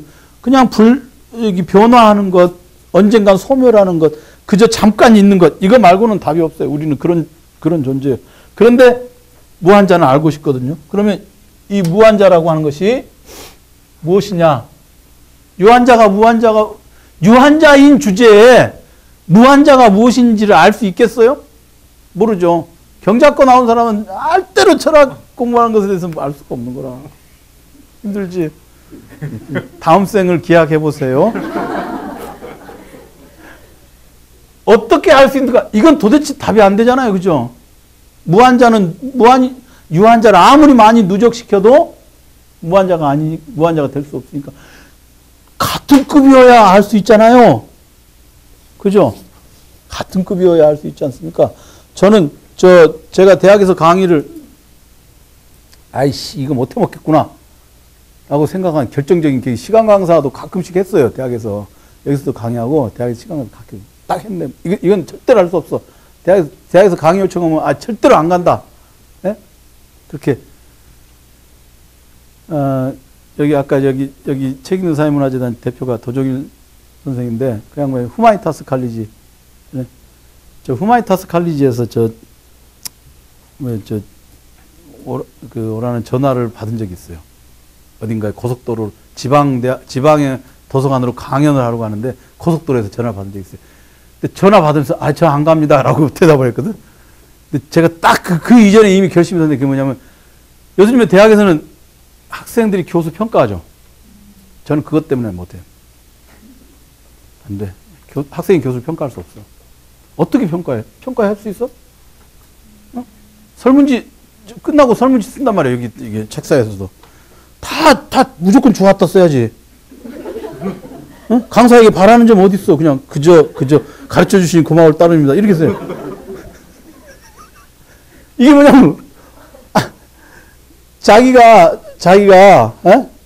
그만큼이 돼야 이거 가능하잖아요. 무엇인지 알 수 있고, 어떻게 알 수 있는지 알 수 있잖아요. 근데 유한자는 아무리 누적을 시켜도 무한자가 될 수 없지 않습니까? 그러니까 어떻게 해서 무엇이고 어떻게 할 수 있는 이거. 그러니까는 플라톤이든 아리스토텔레스든 데카르트든 칸트든 헤겔이든 무한자에 대해서 막 떠들어놨단 말이죠. 그럼 이건 뭐예요? 그러니까는 거짓말이에요. 그러니까 형이상학은 거대한 사기야.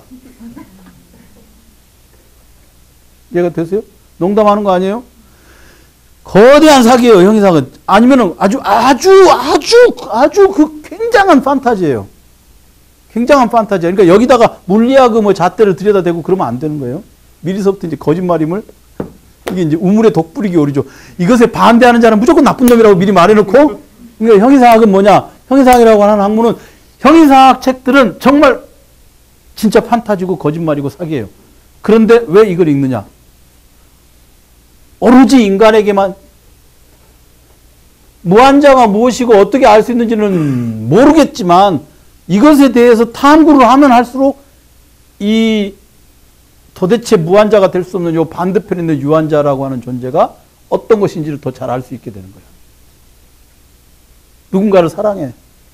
그를 사랑하면 사랑할수록 내가 얼마나 어떤 존재인지를 알 수 있다고 하는 거 있잖아요. 그런 것처럼 무한자가 되고자 하는 열망이 있고 무한자가 무엇이고 무한자를 어떻게 알 수 있는가에 대해서 계속 생각해 볼수록 우리는 그것이 그것이 난문이죠. 도대체 알 수가 없는 거잖아요. 이 난문을 탐구할수록 나에게 참으로 속하는 것이 무엇인지에 대해서 깊이 알 수 있게 해주는 거. 이게 바로 이제 형이상학적인, 그러니까 물음 자체로서 성립하는 거예요. 이것이 어떤 답을 주는 학문이 아니라 계속해서 어떻게 묻는 것이 좋은가, 다시 물어봐라, 어떤 방식으로 묻는 것인가, 무엇을 물어야 하는가를 하는 학문이 거대한 사기인데, 그게 바로 형이상입니다. 그런 물음 중에서도 아주 유한자의 유한성을 뼈저리게 자각하게 하는 그 책이 성찰입니다. 예. 정말 좋은 책이에요, 성찰. 정말 제가 읽고 정말 이렇게 감동적일 수가 없어 라는 책을 들으라고 그러면 저는 정말 성찰입니다. 신을 만나죠. 단테 신곡 같은 경우는 이 성찰은 그런 그 뼈저린 어떤 그런 유한성, 자신의 유한성을 그냥 밑바닥까지 훑고 들어가는 그런 텍스트라고 할 수 있습니다. 그래서 성찰을 한번 읽으면 좋습니다. 다음 주에 이거 꼭 준비해가지고 오세요. 한 줄 한 줄씩 이렇게 따져가면서 읽겠습니다. 다음 주에. 오늘 여기까지 하겠습니다. 수고들 하셨습니다. 고맙습니다.